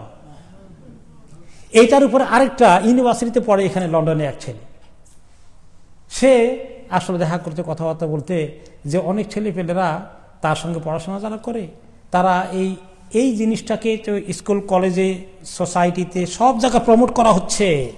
এইদের সঙ্গে যারা জড়িত আছে, শিক্ষক, অন্যরা, তারা চায় সবাইকে এই লাইনে নিয়ে যেতে, কারণ তারা মনে করে তারা মাইনরিটি হয়ে থাকলে সবাই তাদেরকে খারাপ চোখে দেখবে। এই জন্য সবাইকে এইদিকে ঢুকে দিতে পারলে আর কোনো লজ্জা শরম, কোনো হেজিটেশন থাকবে না। তারা খুব টার্গেট করে এগুলো কাজ করে। তারা বলে যে এইভাবে বলে, আমি অনেকে বোঝানোর চেষ্টা করেছি, তো আচ্ছা, তো এখন একটা সমস্যা হলো সায়েন্সের দৃষ্টিতে, সে সায়েন্সের রেফারেন্স দিয়ে বলতেছে, কয় যে মানুষের জন্ম হয় ন্যাচারালি, জন্মগতভাবে কেউ ছেলে কেউ মেয়ে, কিন্তু সেক্সুয়াল লাইফে সেটা আরেক জিনিস। এটার সঙ্গে বায়োলজিক্যাল ক্রিয়েশন বা বায়োলজিক্যাল অ্যাপিয়ারেন্স এক জিনিস, আর সেক্সুয়ালটা আরেক জিনিস। জেন্ডার এক জিনিস, ছেলে না মেয়ে, কিন্তু বড় হওয়ার পরে সে এখন কোনটা বেছে নিবে সে তার জীবনের জন্য, সেটা আরেক জিনিস। একটা ছেলে দেখতে কিন্তু ভিতরে সে মেয়ে, আর একটা মানুষ মেয়ে কিন্তু তার মনের ভিতরে ছেলে। কাজে এটাকে চেঞ্জ করার জন্য এখন জেন্ডার চেঞ্জের জন্য যে দরজা খুলে দেওয়া হয়েছে, এই ব্যাপারেও অনেক অ্যাডভাইস আছে যে তোমার যদি মনে চায় ছেলে হতে, তুমি শারীরিকভাবে ছেলে, কিন্তু তোমার মনের ভিতরে তোমার মেয়ে হওয়ার ভাব, তুমি মেয়ে হয়ে যাও, সেটার ব্যবস্থা আছে। ট্রান্সজেন্ডার, এই এজেন্ডা এখন আরো ছড়িয়ে পড়ছে। সেইটা নিয়ে আমার সঙ্গে অনেক আলাপ করলো, না না আপনি বুঝতেছেন না, দুইটা আলাদা জিনিস। সে আমাকে এত করে বলছে যে একটা হলো মানে মানুষের জেন্ডার ওয়াইজ, আর একটা হলো মানুষের সেক্স ওয়াইজ, দুইটা একরকম না, দুইটা আলাদা জিনিস। এগুলো তাদের মাথায় এরকম করে ঢুকেছে। সুইন্ডন থেকে, এরপরে মিল্টন কিনস থেকে কোনো সময় মানুষ আসে সমস্যা নিয়ে, কোনো সময় ফোনে কান্নাকাটি করে যে আমার ছেলে বলে যে সে সারাদিন ইয়েতে আছে, সে এখন আর ছেলে ভালো লাগে, সে মেয়ে হতে চায়, মেয়ে ছেলে হতে চায়। এই লন্ডনের এক যুবককে নিয়ে আসলো, সে সবাই জানে সে ছেলে, আস্তে আস্তে আস্তে আস্তে সে কথা চলতে চলতে চলতে চলতে এখন সে মেয়ে হওয়ার দিকে রওনা করে দিছে। এমন নিয়ে আসলো, এসে তারপরে সে এমনি করে আমাকে দেখালো, সে হরমোন ইউজ করে তার বুককে উঁচু করে ফেলেছে ইতিমধ্যে। কোন দেশে আছে আমরা, খবর আছে আমাদের। এই কয়েকদিন আগে ফোন করলো যে একটা আমাদের এখানকার নাম বলবো না, একটা গার্লস স্কুলের থেকে একটা মেয়ে, মা ফোন করেছে, মা এখানে চলে আসছে, যে আমার মেয়েকে টিচারে বলতেছে, যখন দেখছে নামাজ পড়ে হিজাব করে, বললো তাকে যে দেখো তুমি এরকম করো, ইয়ে করে কোনো, আরো তো মেয়েরাও আছে। জি কন্টিনিউ করেন। হ্যাঁ, অনলাইন দিয়ে দিব, আপনি এখানে সকল বলতে চালাতে পারেন। তাই জাযাকাল্লাহ খাইর, ইনশাআল্লাহ। ঠিক, তাই, থ্যাংক ইউ, জাযাকাল্লাহ। আলহামদুলিল্লাহ, সুবহানাল্লাহ। তো সে বলল কি যে আমার মেয়েটা তো মোটামুটি ধর্মকর্ম ভালো করে, স্কুলে গিয়ে নামাজ পড়ে, আর ক্লাসে একটা মেয়েও নামাজ পড়ে না। এখন টিচার তাকে টার্গেট নিয়েছে তারপরে সে খুব পরে ঢেকে ঢুকে রাখে নিজেকে, মোটামুটি স্কার্ফটা খুব ভালো করে পরে, বাকিগুলো খুব আনন্দ ফুর্তি অনুগুলোর করে। একে টার্গেট নিয়ে বলতেছে, দেখো শোনো, তুমি এত বেশিগুলো কেন করো? তারপরে তোমার জানো, তোমার এই এখন তুমি 16 হয়ে যাচ্ছ, after 16 you can stay outside the home. তুমি সারাদিন ঘরে থাকো কেন? বাইরে প্রত্যেকদিন বিকালে বাতাস খেতে বাইরে হবা। তারপরে তোমার যদি তোমার বাবা মা বেশি আপত্তি করে, তুমি আলাদা করে ইন্ডিপেন্ডেন্টলি থাকতে পারবা, সব ব্যবস্থা আছে। এই কথা আমি মেয়ে থাকতে চান না, আমি স্কুল যাবো না, থাকবো না, মার কাছে গিয়ে কাঁদতেছে, মা নিয়ে আসলে আমি কি করি এখন? দেখছেন অবস্থা? এইভাবে টার্গেট নিয়ে নিয়ে এই ছেলে মেয়েগুলোকে এই দেশে ওই লাইনে নিয়ে যাওয়ার জন্য কি প্রক্রিয়া এই সিস্টেম এডুকেশনের মাধ্যমে ঢুকে গিয়েছে, এগুলা থেকে আমরা কয়জনে খবর রাখি। এরপরে RSE, relationship and sex education নামে ছোট বাচ্চাদেরকে, যে বাচ্চারা 3, 4, 5 বছরের, এদেরকে ছবি এঁকে এঁকে দেখায়, মানে বিভিন্ন যৌন অঙ্গগুলো, এইটার নাম কি, ছবি দিয়ে দেখায়, এইটার নাম কি, এইটার নাম কি। এই হায়া উঠাইয়ে দেওয়া, লজ্জা শরম উঠিয়ে দেওয়ার কাজ করে। এগুলো আপনারা যদি দেখেন, আমি সিলেবাস দেখেছি পুরো, এরপরে ভিডিও যেগুলো দেখায়, আমরা একবার এখানে কয়েকজন আলেম এবং কয়েকজন কাউন্সিলর সহ, একজন কাউন্সিলরকে আল্লাহ তাআলা জান্নাত নসিব করুন, তিনি অনেক বড় চেষ্টা করেছিলেন এই আপদ থেকে, এই এলাকা স্কুলগুলো থেকে যারা এগুলো না শেখানো হয়। পরে আমরা টিচারকে নিয়ে আসলাম, যে একজন ভালো মুসলিম টিচার ছিল, যে দেখাও কি কি জিনিস দেখানো হয়, পড়ানো হয়। আপনারা, আমি মুখে বলতে পারবো না যে দৃশ্য দেখেছি সেখানে ভিডিওতে, যেগুলো বাচ্চাদেরকে দেখানো হয়। কি কাজ করার পরে তোমার মা বাবা তোমার জন্ম হয়েছে সেটা দেখো, আর কি বলবো? আমরা জানি না কেউ। আপনাদের রাইট আছে যে স্কুলে কি শিখায় এই সাবজেক্টে, যে RSE-তে কি শিখাও প্রাইমারি স্কুলে, হাই স্কুলে, এটা গভর্নমেন্ট বলে দিয়েছে। এই সাবজেক্ট যখন শিখাবে তখন এই কালচারাল এবং রিলিজিয়াস সেন্সিটিভিটি সামনে রাখতে হবে, এবং অভিভাবকদের, গার্ডিয়ানদের সঙ্গে পরামর্শ করে তাদের মতামত নিয়ে শিখাবে। কিন্তু স্কুলের হেড টিচারগুলো আর কাউন্সিলের কর্তৃপক্ষ এগুলো পাত্তাও দেবে না, না গভর্নমেন্ট এখন কম্পালসারি করে দিয়েছে, এইভাবে বলতেই থাকে মুখস্থ। যে আপনার রাইট আছে, এইটা তারা স্বীকার করতে চায় না। কিন্তু আপনি যদি জানেন আর টেকনিক জানা থাকে, আপনার রাইট আছে। তো এই আপনি বলবেন টিচারকে। আর যদি আপনি এখনো না জেনে থাকেন, আমি আপনাদেরকে বলি THP, tower Hamlet parents, THPA, tower Hamlet parents association. সবাই মুখস্থ করেন, লেখা রাখেন মোবাইল ফোনে, THPA, tower Hamlets parents association. তাদের সঙ্গে যোগাযোগ করেন। তারা স্কুলের সঙ্গে অনেক জ্ঞান দরবার করছে, অনেক প্যারেন্টসরা যোগ দিয়েছেন। অনেক দিন থেকে আমাদের মসজিদ সহকারে আমরা চেষ্টা করছি যে গভর্নমেন্টের, সরকারে যতটুকুন অ্যালাউ করেছে, আমাদের রাইট ততটুকুন আমাদেরকে দাও। কিন্তু স্কুলের কথা হলো বাঙালিরা হাইকোর্ট দেখাও। এই যে মুখস্থ কথা শুনছি না আমরা, এরকম তারা এগুলো দেখাইয়া, আমরা তো ইংরেজি জানি না, আমাদের মা বাবারা ধমক দিয়ে ফালাই দিবে, না এটা গভর্নমেন্ট, আমরা ওইটা শেখাই না, মিথ্যা কথা বলে, লুকায় দেয় না সেটা। কিন্তু আপনার রাইট আছে। ওই টাওয়ার হ্যামলেটস প্যারেন্টস অ্যাসোসিয়েশন আপনাকে ট্রেনিং দিবে, আপনাকে দেখিয়ে দিবে যে কিভাবে আপনি জানবেন আর কিভাবে আপনি স্কুলের সাথে কথা বলবেন, তাদের সঙ্গে যোগাযোগ করেন। সবাই যাদের বাচ্চা কাজে প্রাইমারিতে যাচ্ছে, স্কুল কলেজে যাচ্ছে, সেখানে হায়া উঠাই দিবে। আল হায়া উশোবাতুম মিনাল ঈমান, যাতে ঈমান থেকে তারা দূরে চলে যায়। তো এই সোসাইটিতে আমরা আছি, যে সোসাইটিতে আমাদের ছেলে মেয়েগুলোকে এভাবে শয়তানের রাস্তায় নিয়ে যাওয়ার মেকানিজম দাঁড়িয়ে আছে। কাজে আপনি আমি দেশে যেভাবে মানুষ হয়েছি, মোটামুটি কিছু হয়তো দুষ্টামি করেছি, কিছু এটা সেটা উল্টাপাল্টা করেছি, তারপরে ঠিক হয়ে গেছি, এরকম স্বাভাবিক অবস্থা মনে করার কোনো সুযোগ নেই। এবং কি পরিমাণ আমাদের কমিউনিটির মধ্যে ঢুকে গিয়েছে এই জাতীয় দুইটাই, সমকামিতা, ছেলে মেয়ে ওদিকে যাওয়া। সুবহানাল্লাহ, আল্লাহ মাফ করুন। একজন মহিলা, তিনি নিজে চাকরি বাকরি করেন, আমি এক্সাম্পল বলি, কারোর নাম ঠিকানা দিচ্ছি না, কাজে আপনারা চিনবেন না। তো বলেন যে আমি এদেশে লেখাপড়া করেছি, আমি মা, কিন্তু আমি মানে বুড়া মা না, আমি এদেশে ছাত্রী ছিলাম, লেখাপড়া করেছি, আমার মেয়ের বয়স 13-14 থেকেই তার উল্টো পাল্টা দেখতেছি, 15 বয়সে আমি বুঝি সে পরিপূর্ণভাবে সমকামিতা লিপ্ত আছে। আমি তাকে অনেক কষ্ট করে বহুদিন পর্যন্ত আমি এগুলো কি পরিমাণ এগুলোর পিছনে চলছে, আর তার সঙ্গে যোগ দিয়েছে আপনার এই যে মিডিয়া এবং তাদের হাতে যেটা এখন আছে, এই মোবাইল ফোন, এই ইন্টারনেট, এই ফেসবুক। হায় ফেসবুকের কথা কি বলবো, মসজিদে এসে বসা যায় না। এই ফেসবুকের কারণে বিবাহিত মহিলাদের কিভাবে ঘর ভাঙতেছে, এই মসজিদের আশেপাশের খবর আছে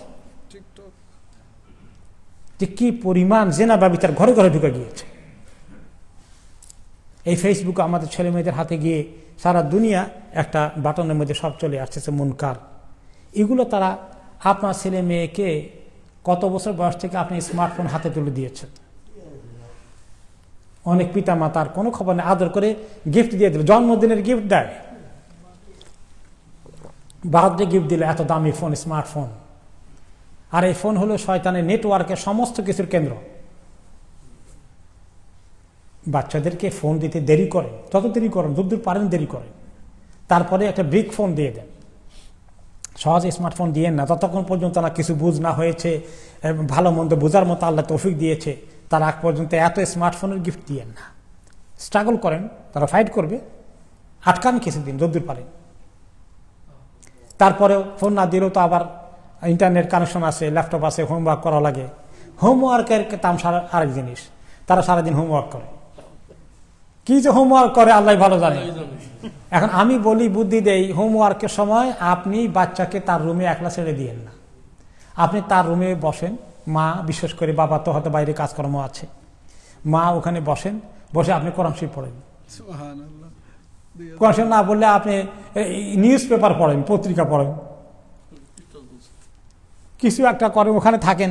আপনি ওখানে বসে থাকলেও তো কিছু লজ্জা শরম ভয় পাবে, একা ছেড়ে দিয়েন না। আর এই দেশের ছেলেদের আরেকটা অভ্যাস কি জানেন, তারা মা বাবার সঙ্গে সহজে বসেও না, কথাও বলে না, ভাই বোনদের সঙ্গে সহজেও বসে না। স্কুল থেকে এসে খায়, খেয়ে আবার ঘরে চলে দরজা বন্ধ করে ঘরে ঢুকে, আর মেহমান আসলে তাদেরকে উপর দিকে চলে যায়, সামনে বসা আনসোশাল হওয়া। ওই তাদের সবচেয়ে সোশ্যাল কোন জায়গায় জানেন, ফ্রেন্ডের জন্য জান যায়, ফ্রেন্ডের সঙ্গে ওই ফোনে কানেকশন, হোয়াটসঅ্যাপে কানেকশন, ইমেলে কানেকশন, ইন্টারনেটে কানেকশন, এগুলো বেশি। নিজের ভাইদের সঙ্গে একটা কানেকশন, মা বাবার সঙ্গে তো অনেক দূরত্ব। মা বাবা আমরা কথা ইংরেজি বলতে পারি না, তারা আমাদের সাথে কথা বলে সুবিধা করতে পারে না। শুনে ছেলেকে চলে যাবে, কিন্তু আমি আটকাই করতে হবে। এই জন্য মা বাবাকে কি করতে হবে, ওদের পিছনে পিছনে সময় দিতে হবে। মা রাগ করে গোসা করে না, মায়ের মমতাকে বসো মা কথা বলি, আমার একটা ভালো লাগে না, কোনো সময় কথা বলতে আমার ভালো লাগে, বাবা বসো, আমি তোমার রুমে বসে তুমি হোমওয়ার্ক করো। এইভাবে করে করে তাদেরকে মানে আপনি নিজেই এমনি করে ধরে রাখবেন, ছিনিয়ে নিয়ে যাচ্ছে আপনি ধরে রাখবেন। এই যে এসে আসি, আল্লাহ তাআলা আমাদেরকে অনেকে দেশের থেকে অনেক ভালো রাখছেন, তাই না? আলহামদুলিল্লাহ। তাহলে এই ভারতে এত খুশি হয়ে গেলাম, কিন্তু কোন কালের মধ্যে ঢুকছি আমরা, আল্লাহ আল্লাহ আমরা কি খবর রাখছি? কাজে এদের সোশ্যাল মিডিয়ার এই লাইনে, এই ইন্টারনেটের মাধ্যমে, কাজে সোশ্যাল মিডিয়ার মাধ্যমে ছেড়ে দেওয়া কত ক্ষতিকারক হবে, কত কিভাবে একদম আমাদের ঘরে ডাকাতি হয়ে যাবে দিনে দুপুরে আমরা বেখবর। আর কোন কোন মা বাবার অবস্থা কি জানেন, ওনারা নিজেরা বসে করে হিন্দি ফিল্ম দেখেন, কি বলেন, এইগুলো কোনো খবরই নাই। হিন্দি ফিল্ম দেখছে, এই হিন্দি ফিল্ম দেখে দেখতে কত এই মানুষের ঘর ভাঙছে। হিন্দি সিরিয়ালও আছে, সিরিয়ালের কথাই তো বলি, আপনি সিরিয়াল স্যার কথা বলি না।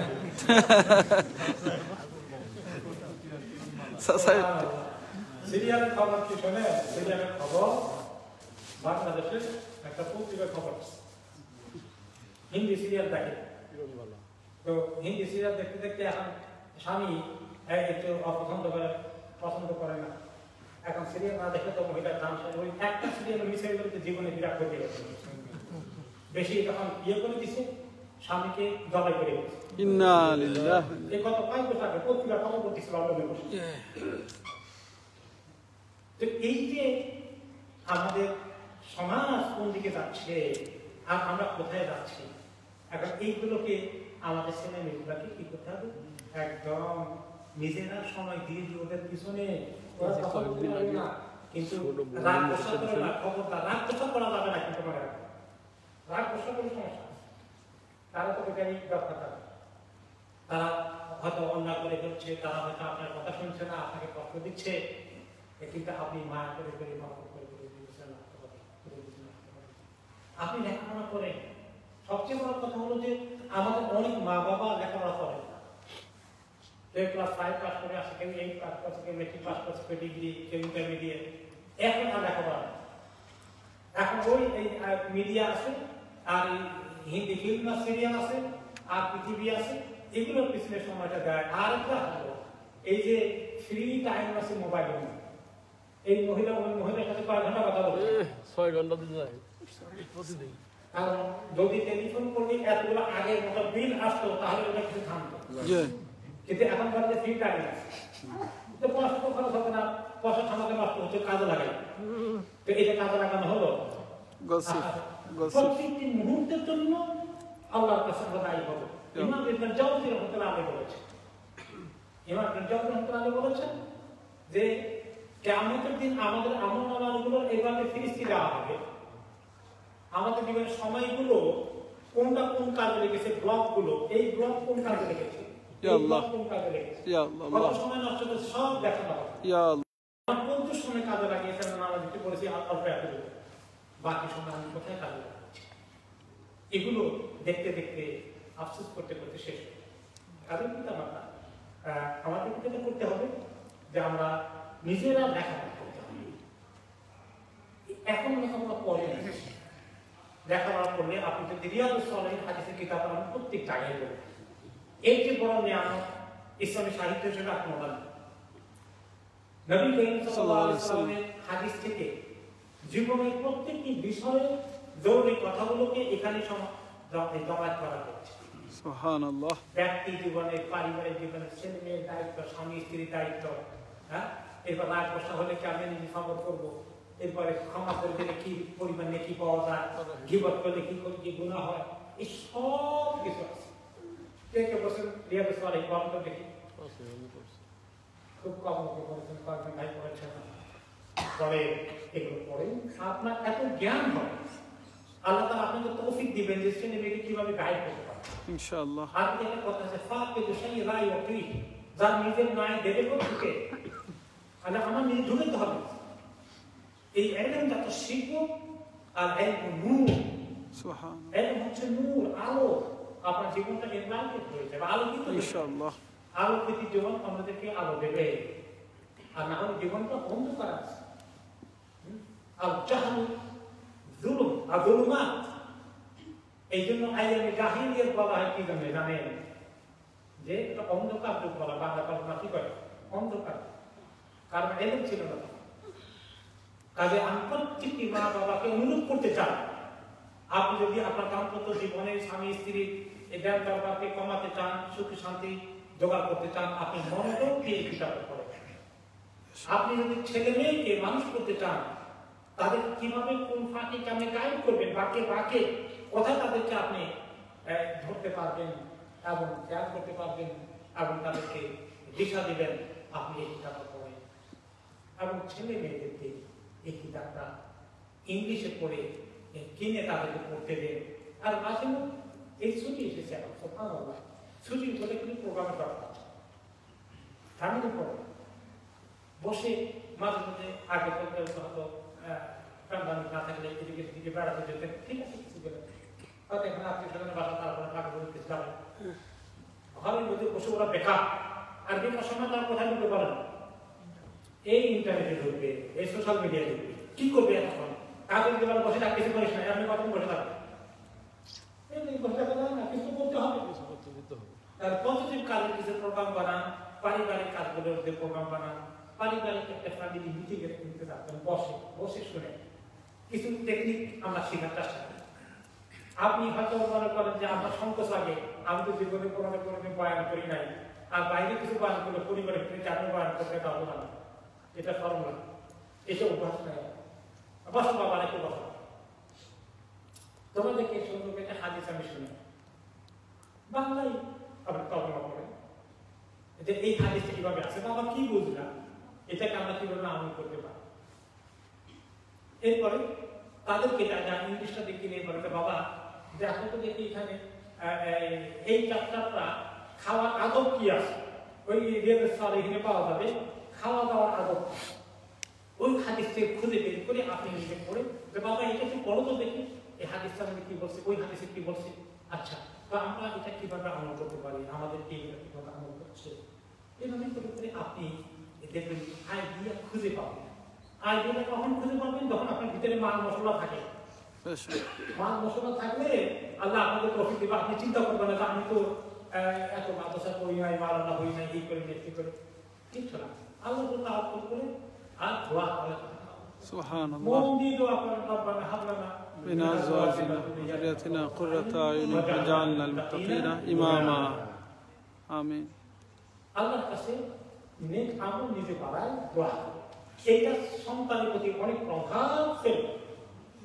সাহাবী আব্দুল ইবনে মাসউদ রাদিয়াল্লাহু আনহু রিকাব, তিনি রাতের বেলায় নামাজ পড়তে বসেছেন, আমি যে ছোট্ট ছেলেটা পাশে ঘুমিয়ে আছে, ছোট্ট ছেলেকে আদা লাগেনি আপনাদের মায়া করতে মনে চায়, তো ওনার তো মনে চায়, তো উনি ছেলে ঘুমিয়ে আছে, ছোট বাচ্চা, কত কত আদরের টুকরা, এই ছেলে ওখানে শুয়ে আছে, তিনি তার ছেলের চেহারা দিকে তাকে মায়া লেগেছে, আর তখন তিনি ওনাদেরকে আল্লাহ তাআলা এই মায়ার দায়িত্ব কি বোঝার তৌফিক দিয়েছেন, সুবহানাল্লাহ। তিনি বলে উঠলেন, লিআদলিকা ইয়া বুনাই সাউযীদু সালাতান, ও আমার প্রিয় বৎস সন্তান, আল্লাহ তাআলা যেন তোমাকে নেক সন্তান বানায়, আমিন। তারপর আমি আল্লাহর কাছে আমার তাহাজ্জুদের নামাজের পরিমাণ আরো বাড়িয়ে দেব, সুবহানাল্লাহ। আমি আল্লাহর কাছে আরো দরখাস্ত দেব, কারণ কি নেক পিতা মাতার সাথে নেক সন্তান হবে, নেক হবে সন্তান কে আল্লাহ তাআলা সেভাবে তার কারণে নেক করে দেবে, সুবহানাল্লাহ। এই বিষয়ে সূরা কাহফে একটি ঘটনা আছে। সূরা কাহফে মুসা আলাইহিস সালামের সঙ্গে খিদর আলাইহিস সালামের কথা ঘটনা হয়েছিল, তিনটা আমি একটাই বলি সময়টা। একটা ঘটনা কি ছিল যে ওনারা দুইজন খিদর আলাইহিস সালাম মুসা আলাইহিস সালাম টায়ার্ড হয়ে এক গ্রামে ঢুকলেন, একটু ক্ষুধার্ত হয়ে গেছেন, থাকা জায়গারও দরকার, তাদেরকে গ্রামবাসীকে জিজ্ঞেস করেন তোমরা কেউ আসো এই বাড়িতে, এই গ্রামে আমার মুসাফিরকে টাকা দাও আর একটু খাবার দাও, আমার খুব ক্ষুধার্ত থাকা জায়গা, তারা টাকা দিল, চলে গেট পাস টাকা দিল, কি করবেন বাচ্চারা তো কোন রকম জায়গায় পানি টানি খেয়ে পড়ে থাকলেন। সকালবেলা আসার সময় খিদর আলাইহিস সালাম কি করলেন, একটা দেওয়াল পড়ে যাওয়ার উপক্রম হয়ে তিনি আঙ্গুলকে ধরে সোজা করে দিলেন। তো মুসা আলাইহিস সালাম বলেন, খেয়ে দেয় আর কাম পাইলেন না, খাওয়া দাওয়া নাই, ওরা আমাদের কোনো এই গ্রামের লোকেরা একটা ভালো মানুষ পেলাম না যে একটু আমাদেরকে দয়া করবো, আপনি ওদের দয়া করতে গেছেন করা, ওটা পরিমরি ভাঙ।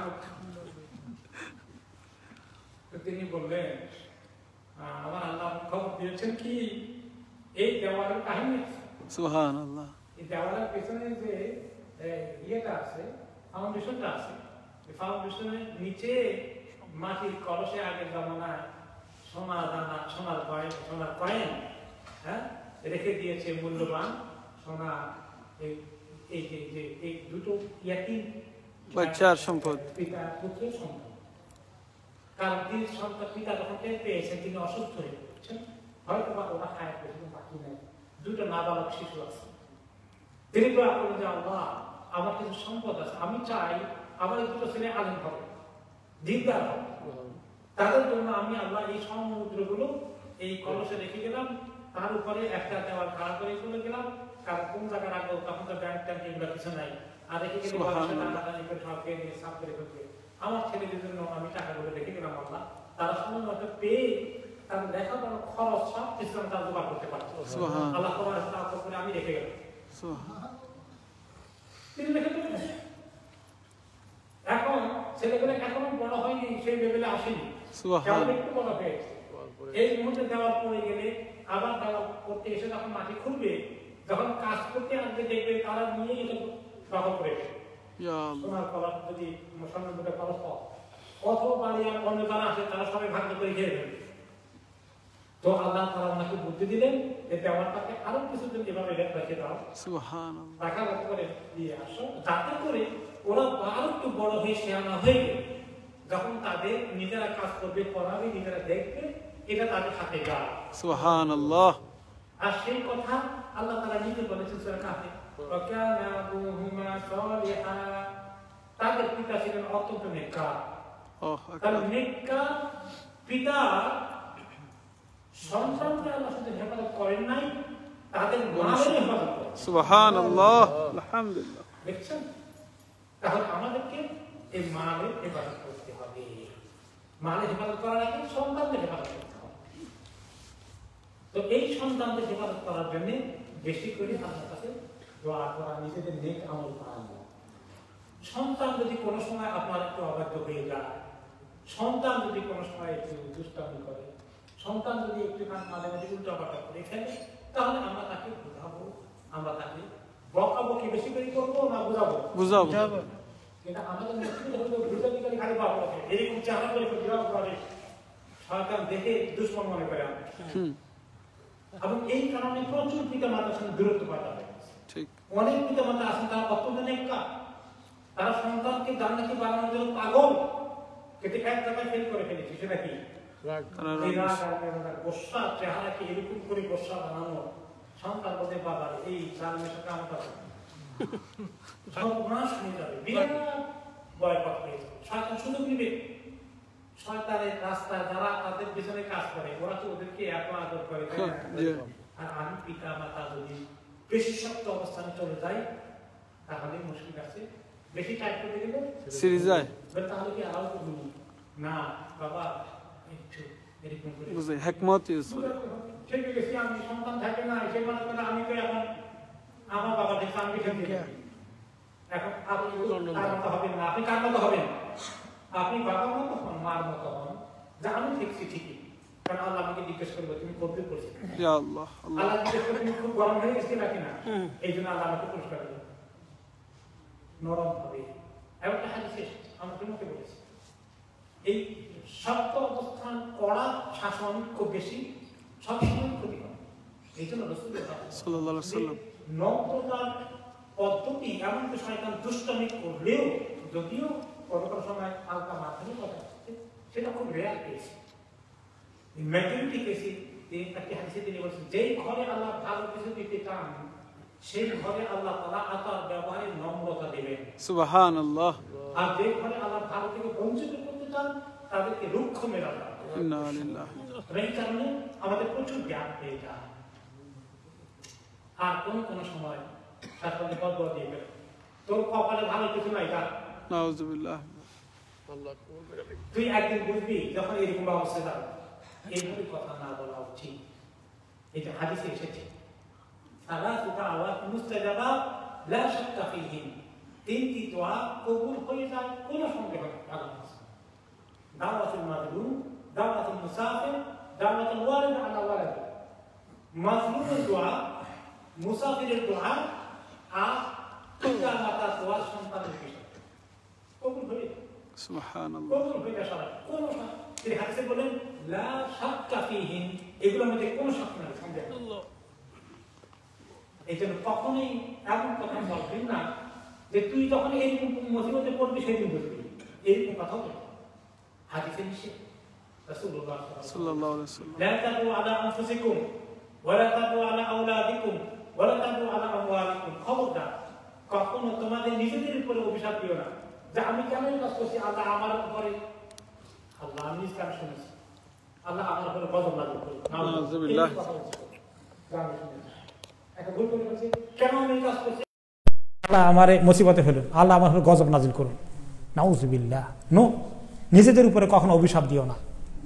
ওয়ালা তাদু আলা আওলাদিকুম, খবরদার সন্তান উপরে কখনো তুমি বদদোয়া করো না, বরং আল্লাহর কাছে আফসোস, আল্লাহ আমার গুনার কারণে সন্তান নষ্ট হয়ে গেছে, আগে আল্লাহ আমি সারেন্ডার করি, আমাকে মাফ করেন, আর আল্লাহ আমার সন্তানকে মাফ করেন, তার হিদায়াত দেন। আমিন। ওয়ালা তাদু আলা আমওয়ালিকুম, তোমাদের মালের উপরেও কোন সময় অভিশাপ দিও না। সন্তানের জন্য আরেকটি জরুরি জিনিস ভালো বন্ধু বান্ধব। একটু আগে বলেছিলাম সন্তানের এই ছেলে মেয়েদের এদেশে সবচেয়ে বেশি কাছে কাদের? বন্ধু বান্ধবের কাছে, ফ্রেন্ডরা এত ঘনিষ্ঠ। খবরদার, এখন এই বন্ধু কেমন হবে এটা বন্ধুর দিন তার দিন, আলমার ও আলা দিনে খালিলিহি, প্রত্যেকটি মানুষের দিন হবে তার বন্ধুর দিন অনুযায়ী। এই জন্য আপনার ছেলে মেয়ে যেন দিনদার বন্ধুদের সঙ্গে চলাফেরা করে। আপনি দিনদার পরিবারের সঙ্গে বন্ধুত্ব করার কিছু ব্যবস্থা করে দেন। তুমি বাবা ওই যে অমুকের ছেলে অমুকের মেয়ে, তার সঙ্গে তুমি বন্ধুত্ব করো। হ্যাঁ, এরকম করে আমার এক মুরব্বীর কথা মনে পড়ে, আমাদের প্রতিবেশী ছিলেন। তো আমার মেয়ের সঙ্গে ওনার মেয়েও স্কুলে লেখাপড়া করতেন। তো আমার মনে আছে আমরা যে খুব আহামরি কিছু তা তো না, তবুও মানুষে হয়তো কিছু মনে করে। তো উনি বললেন, তার মেয়েকে বলছেন, দেখ ওই মেয়ে যেখানে যায় সেখানে যাবে, আমার কোনো আপত্তি নেই। একটা এক্সাম্পল দিলাম আর কি। তো এইরকম একটা মন মানসিকতা থাকা, যে আমি আমার বাচ্চাদেরকে বলি যে হ্যাঁ অমুক অমুক ঠিক আছে, তাদের সঙ্গে তোমরা কিছু আসা যাওয়া করতে পারো, বাকি খবরদার যাকে তাকে বন্ধু বান্ধব বানাবে না। এই বন্ধুর কারণে মেজরিটি মানুষ নষ্ট হয়েছে। হিরোইন খাওয়া, ড্রাগ খাওয়া, সিগারেট খাওয়া, এই যে গ্যাং ফাইটিংয়ে যাওয়া, নাইফ ক্রাইম, এগুলো একদিনে ঘটে গেছে হঠাৎ করে, সব এই বন্ধু বান্ধবের কারণে হয়েছে। এরপরে একটা দিনের বাচ্চাদের দেখেন এই যে কিভাবে কালচার নষ্ট হয়ে যায়। বাচ্চাদের চুল কাটে কেমন দেখছেন? এই চুল কাটার রেওয়াজ কতদিন থেকে শুরু হয়েছে? আমি এই দেশে এসেছি 27 বছর হয়ে গেল, আমি এটা দেখি নাই। এই গত এক দশকে আর কতগুলো সেলুন এখানে হয়েছে। আমার মানে টাওয়ার হামলাতে 3-4টা বেশি সেলুন আসিল না। জিলু ভাই বলেন তো এখন সেলুন কটা আছে? এখন টাওয়ার হামলাতে সেলুন কটা হবে? এখন বোধহয় 1-100 হয়ে যাবে সেলুন, বেশি হবে। এবং গিয়ে দেখবেন আমি কোনো সময় জায়গা পাই না, যুবকরা বসে আছে, মাসে বোধহয় 2বার কাটে। আর এরকম করে যে কাটে, ফ্যাশন কাটা, জানেন এটা হারাম, এটাকে বলে কাজা। নাহা রাসূলুল্লাহ সাল্লাল্লাহু আলাইহি ওয়াসাল্লাম কাজা, নবী করিম সাল্লাল্লাহু আলাইহি ওয়াসাল্লাম কাজা থেকে নিষেধ। কাজা মানে কি? স্টেপ কাটের মতো, একদিকে খুব কাটা হবে, আরেকদিকে এত বড় রেখে দেওয়া হবে, এটাকে স্টেপ কাট, এটা কাজার মধ্যে পড়ে। এই তার বিয়েতে আমরা কয়জনে দিছি, একটা নিষেধ আছে, আমরা কি এগুলো বলেছি? এরপরে হলো যে ফাইনাল কথা যেটা বলতে চাই, ছেলে মেয়েকে বিয়ে শাদীর বিষয়টা আমার আবুল হোসেন সাহেব অনেক বলেছেন, আমি হয়তো রিপোর্ট করি কিনা 2-1টা। ছেলে মেয়েকে বিয়ে দিতে দেরি করবেন না। তাদের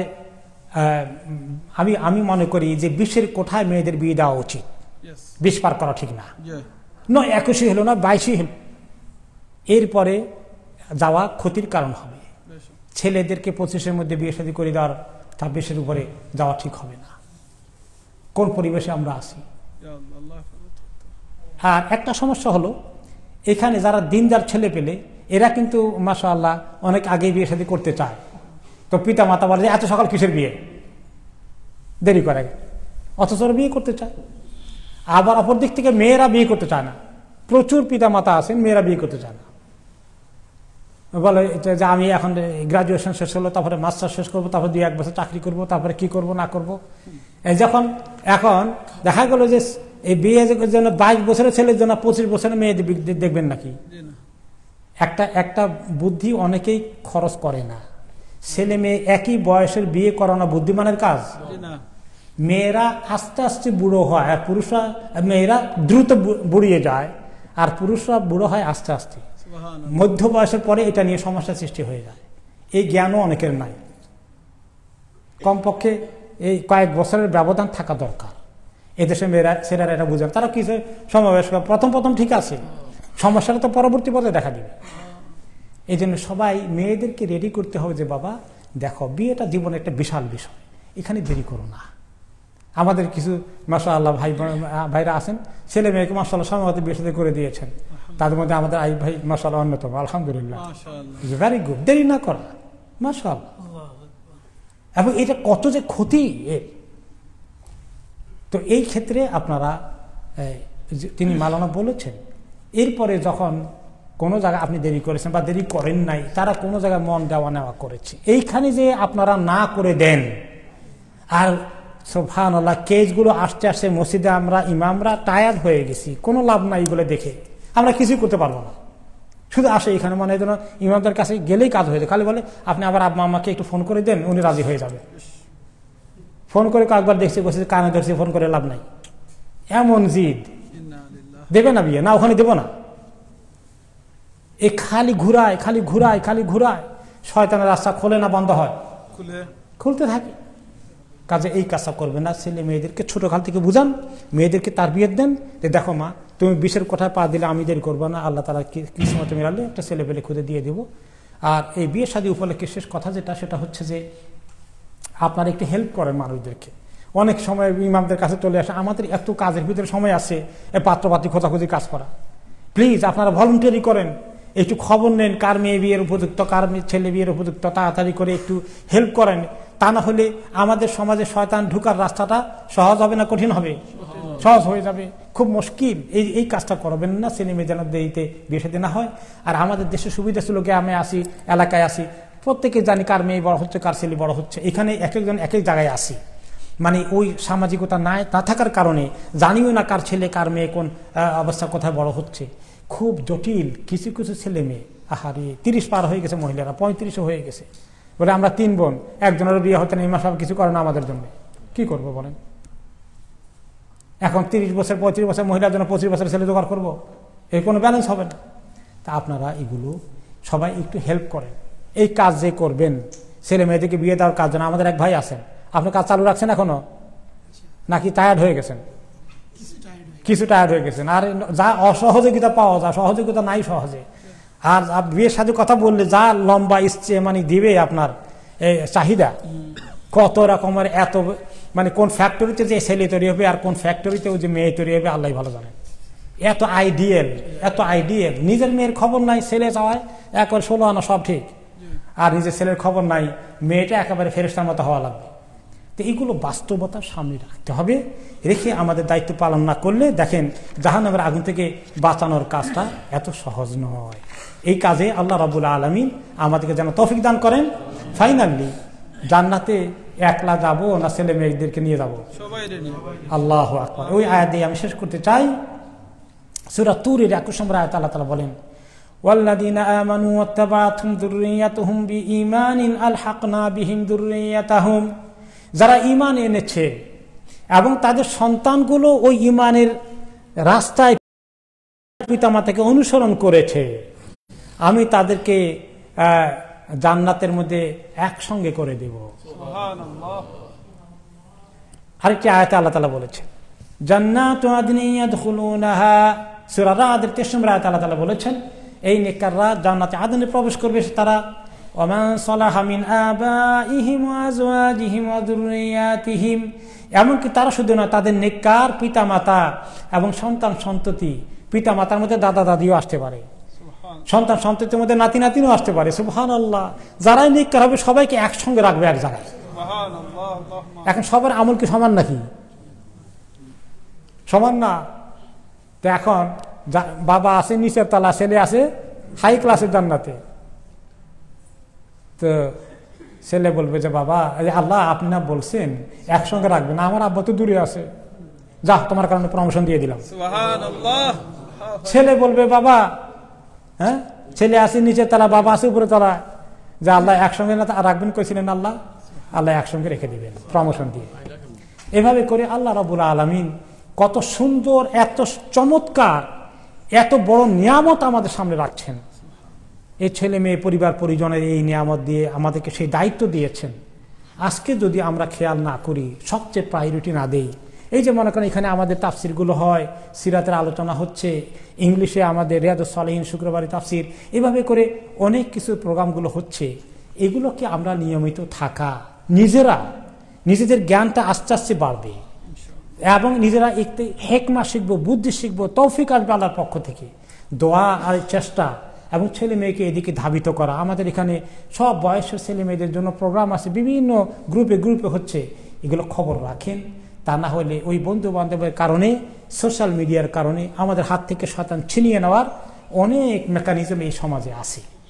আল্লাহ রাব্বুল আলামিনের কাছে আমরা তৌফিক চাই, আল্লাহ তাআলা যেন আমাদেরকে এই তৌফিক এবং যোগ্যতা দান করেন যে আমরা নিজেরা আল্লাহর কাছে অনেক কাছে চলে আসি এবং আমার সন্তানগুলি আল্লাহর কাছে নিয়ে আসতে পারি। আল্লাহ তাআলা যেন তৌফিক দান করেন। 1-2 মিনিটের দিয়ে একটা প্রশ্ন হওয়া যেতে পারে। জাযাকাল্লাহু খাইরান। শেখ, আপনি একটু আগে রিকোয়েস্ট করছেন যে আমরা সহযোগিতা করতাম বিয়ার লাগিয়া যারা ফুয়াফুরি নাচল। আমার সুযোগ হইছে আলহামদুলিল্লাহ একটা সহযোগিতা করার।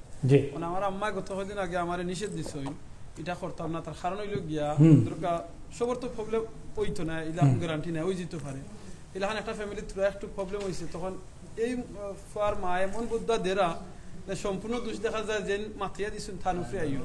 এই অবস্থা কিতা করতে দেখা যায়। ফাইন, ওকে।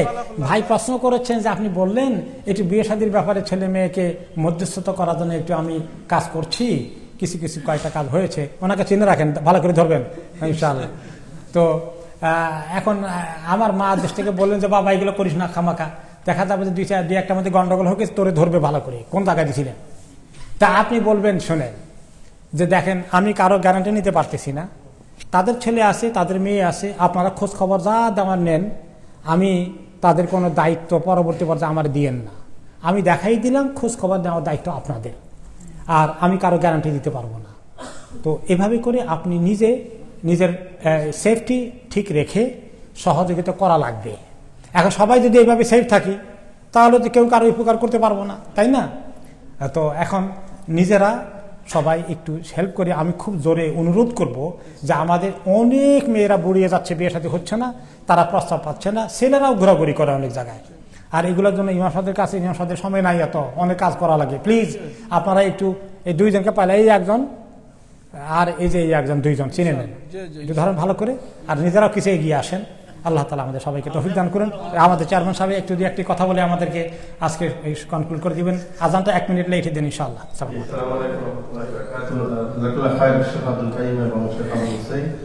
এতক্ষণ ধরে আমাদেরকে বিয়ে শাদী, পিতামাতার দায়িত্ব এবং আমাদের পরিবারদেরকে কিভাবে আমরা সুযোগ রাগগুলো থেকে বাঁচাবো এই বিষয়ে আপনাদের আমাদের সামনে বিস্তারিত বলতে আমরা বলেছিলাম যে শেখ মাহমুদুল হাসান সাহেবও আমাদেরকে বলবেন, ওইটা আমরা অনলাইনে দিয়েছি, যেহেতু শেখ একটু বেশি সময় চাইতেছিলেন লাগছে এবং এটা দরকারও ছিল, তো ওইটা অনলাইন দিয়ে দিয়েছি, আপনারা ওইটা অনলাইন শুনতে পারবেন ইনশাআল্লাহ।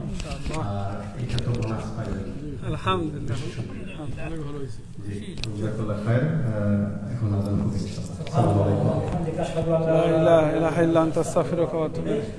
আগামী সপ্তাহে ইনশাআল্লাহ আমাদের তাফসীর হবে, শনিবারে সমাবেশ করে। আজকে তাফসীর হবে না, যেহেতু আমরা মাগরিব থেকে সময় করলাম। আল্লাহ তাআলা তৌফিক। সুবহানাল্লাহি ওয়া বিহামদিহি, আশহাদু আল্লা ইলাহা ইল্লা আনতা।